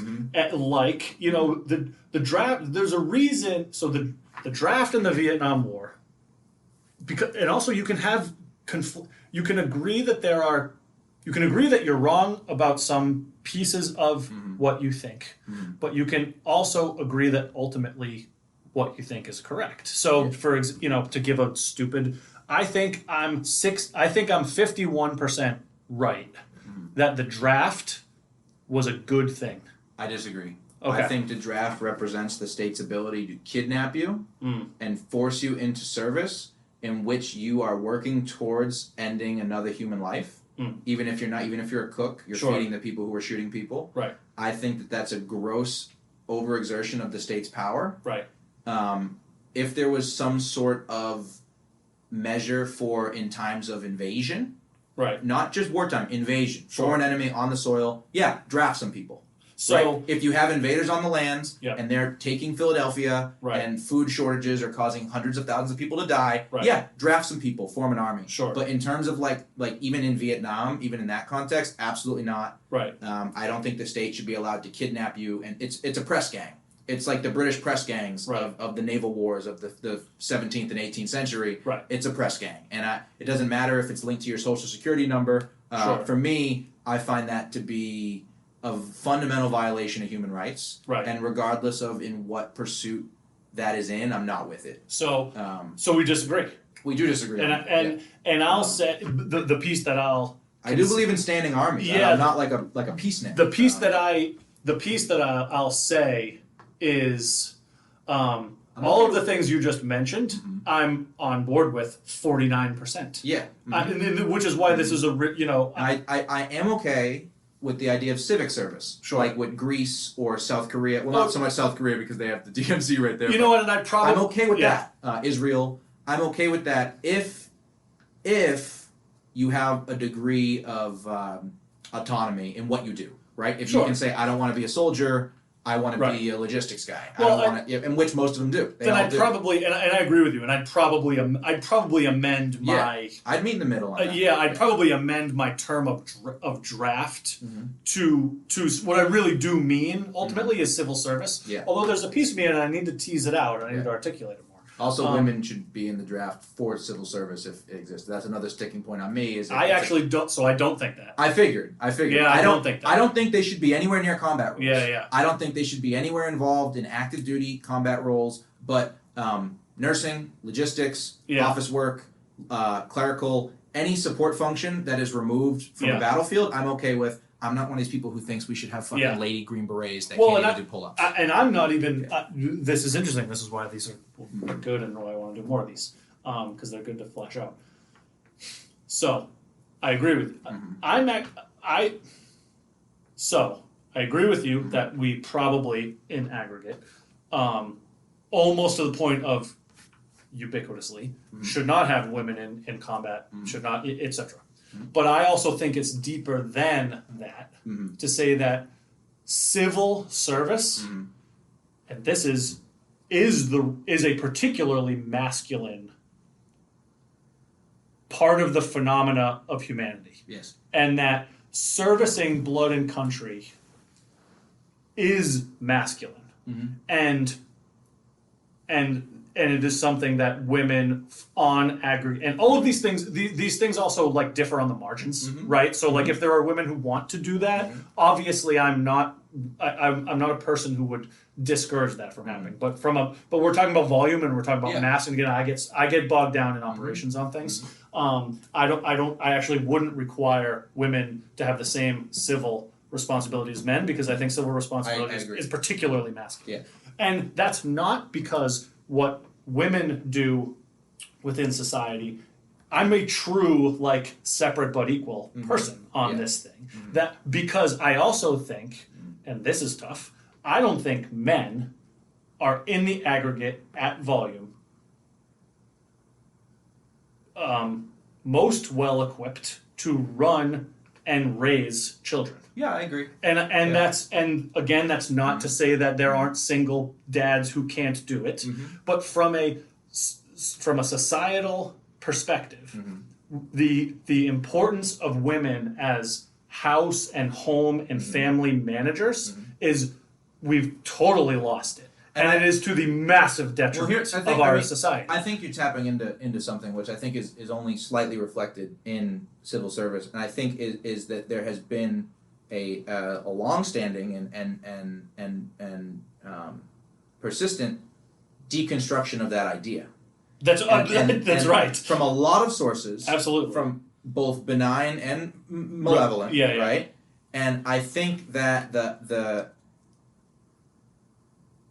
when that doesn't happen, when we still have a respect and reverence for the nuclear family and for a woman's choice to be to nurture and raise a home and household, I don't think we need to bar them from civil service. I know that's strong language. Yeah, and I'm also not barring them. But it's very specific tactically about. I said that, and I was like, but I don't like that word. I hear you. I think that if there's a healthy respect and support for women being mothers and caregivers and more nurturing, then I don't see it as necessary to preserve the boundaries between masculine and feminine in civil service. We're arguing at the. We're not arguing. We're splitting hairs.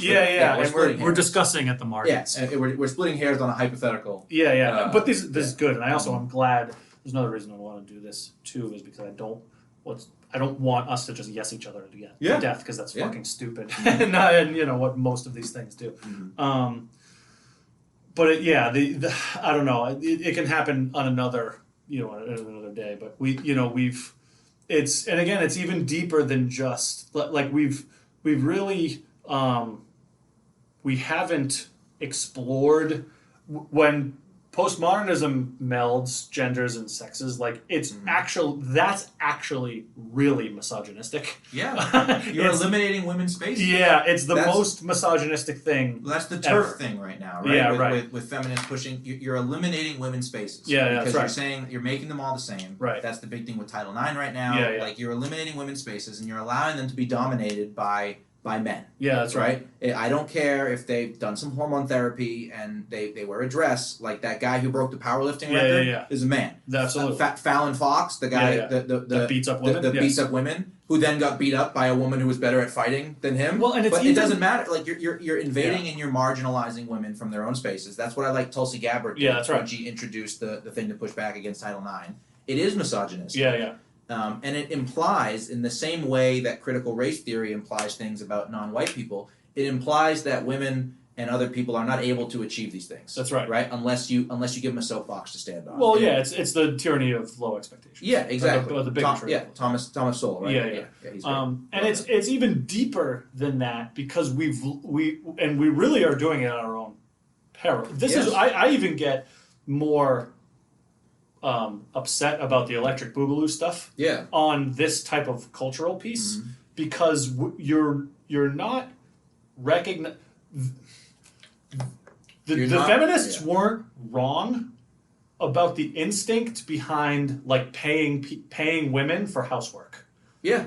Tactically, that like actually can't happen because that's not how economic works, and there's no way to do it. Right. But what they were onto is correct, and the irony is that the patriarchy that they falsely believe works to oppress women is actually really more a story about cooperation. Yeah, I mean, well, in a way, without getting too far ahead, in a way, it did.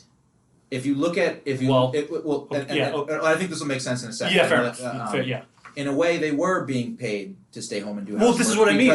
Because you took the point right out of my exactly. mouth. Yeah, when you introduced the concept of both parents working, just from a supply side, now you have twice as many workers. That's right. There's not twice as much money. The companies don't have twice as much money now. Right. So and this is something that Elizabeth Warren wrote about in the 90s when she was a Republican. Yes. About how introducing women to the workforce hurt women's economic status. Completely and totally. And not only women, but men too. Absolutely. It hurt everyone. Everybody. It hurt everybody. That's right. Because you now have, she did the numbers, it was like, because not all women went to work. Sure, right. You had a 30% increase in the workforce and the same amount of money. Yeah. And it over time has created the situation we're in now, where in a lot of families, both people need to work. Absolutely. If they don't have college degrees, if they don't have connections, or if they just don't have it figured out. They both have to work. Right. There are no more factory jobs. Right. They've all been sent away through NAFTA and everything else. Yeah, that's right. So Trump was right on that too. Oh yeah. You have the welfare state subsidizing single motherhood. Yep.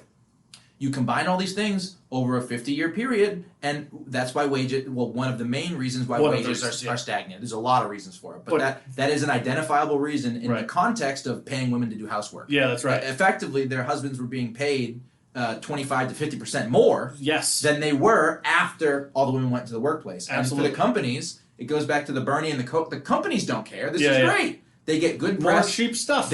More cheap stuff, and they get good press from the New York Times. Yeah. So what's the loss? Absolutely. And even better is a lot of these people are on their spouse's benefit plan. Yeah, that's right. So if you have 10 single males, they all need benefits. Absolutely. Where if you have 5 guys or 7 guys and 3 girls, and 2 of those girls are still on their husband's benefits, you're paying less benefits.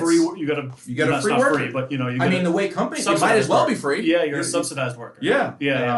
So that's not surprising. And that stuff is like that. That's where I come from.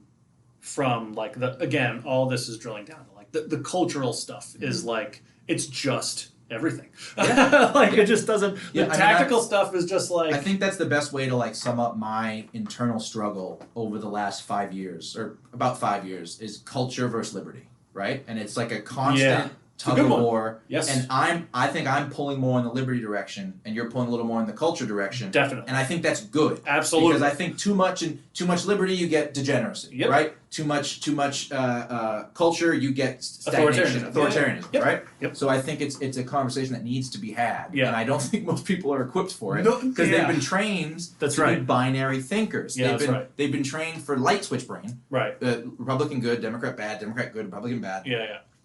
And more importantly, they've been seeded with various like trigger points. Yeah. Like throughout this conversation that we've had, there've been uncountable amount of times where like a normie, like an NPC, would just get triggered and would just go off. Absolutely. Like the minute we talked about nationalism, Yeah. the minute we brought up Hitler and I didn't talk about how he was the most evil fucking person in the world and like advocated for nationalism, that's it. Boom, done. Yeah, Soundbite. You're on Vox. Right. You're a white supremacist. That's they right. put your picture next to Richard Spencer. Right. Like you're over. It's done. So the conversations aren't being had. Right. They've been purged from public discourse. Right. Twitter, Instagram, Facebook, and they're not going to be represented by our elected officials. At least not the current generation of them. Yeah. I have some hope for the new right. Yeah. With the America First people. And Gen Z seems to be fairly. Gen Z males are more conservative than millennial males, but Gen Z women are more lefty than millennial women. So understood. Yeah. Here's the thing: I'm of the belief that a lot of these women, when they want to have a family with these Gen Z guys, they're going to forget a lot of their lefty nonsense. Although that's just how you that's right. Yeah, yes, that's right. Yeah. I mean, my girlfriend is she's a lefty. You also can't.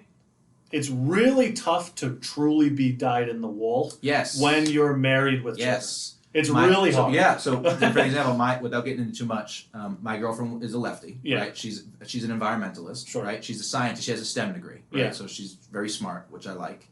And she, when we first met, had all the lefty, shaved side of the head, all the lefty points. Hey. And over time, it was just a date. I knew her brother, and I knew some of her other friends. And we went on a date. We ended up really like each other. Now it's like a year and a half in. And it's great. I love her to death. And I'm probably going to get proposed to her soon. Yeah. But over time, as we've talked about, like buying a home and taxes and healthcare and raising kids and the Department of Education and all of her environmental things, and then I've kind of red-pilled her on firearms. She's still a lefty, but she's no longer like a head in the sand NPC. She's like a Orwell lefty. She's like a red-pilled lefty. Right. Who's like, wait a minute. All these people that I was on Twitter and I thought they were awesome because they were doing zingers to Lindsey Graham are full of shit. And so now she's like a anarcho-environmentalist lefty. It's a wonderful thing to see. Right. Because 2 years ago, it would have been helpless. She's 24 now. I'm 28. She's 24. 2 years ago at 22, she was fresh out of college. It was fucking hopeless. Absolutely hopeless. Right. But as she's experienced real life, I hate this is so cliche to say people experience real life and they grow up. It's so fucking. But it cheesy, is real. But it's true. I know. I hate but that. But it's true. And she'll never be a conservative. She'll never be like a trad wife. I don't want her to be. I like how different we are.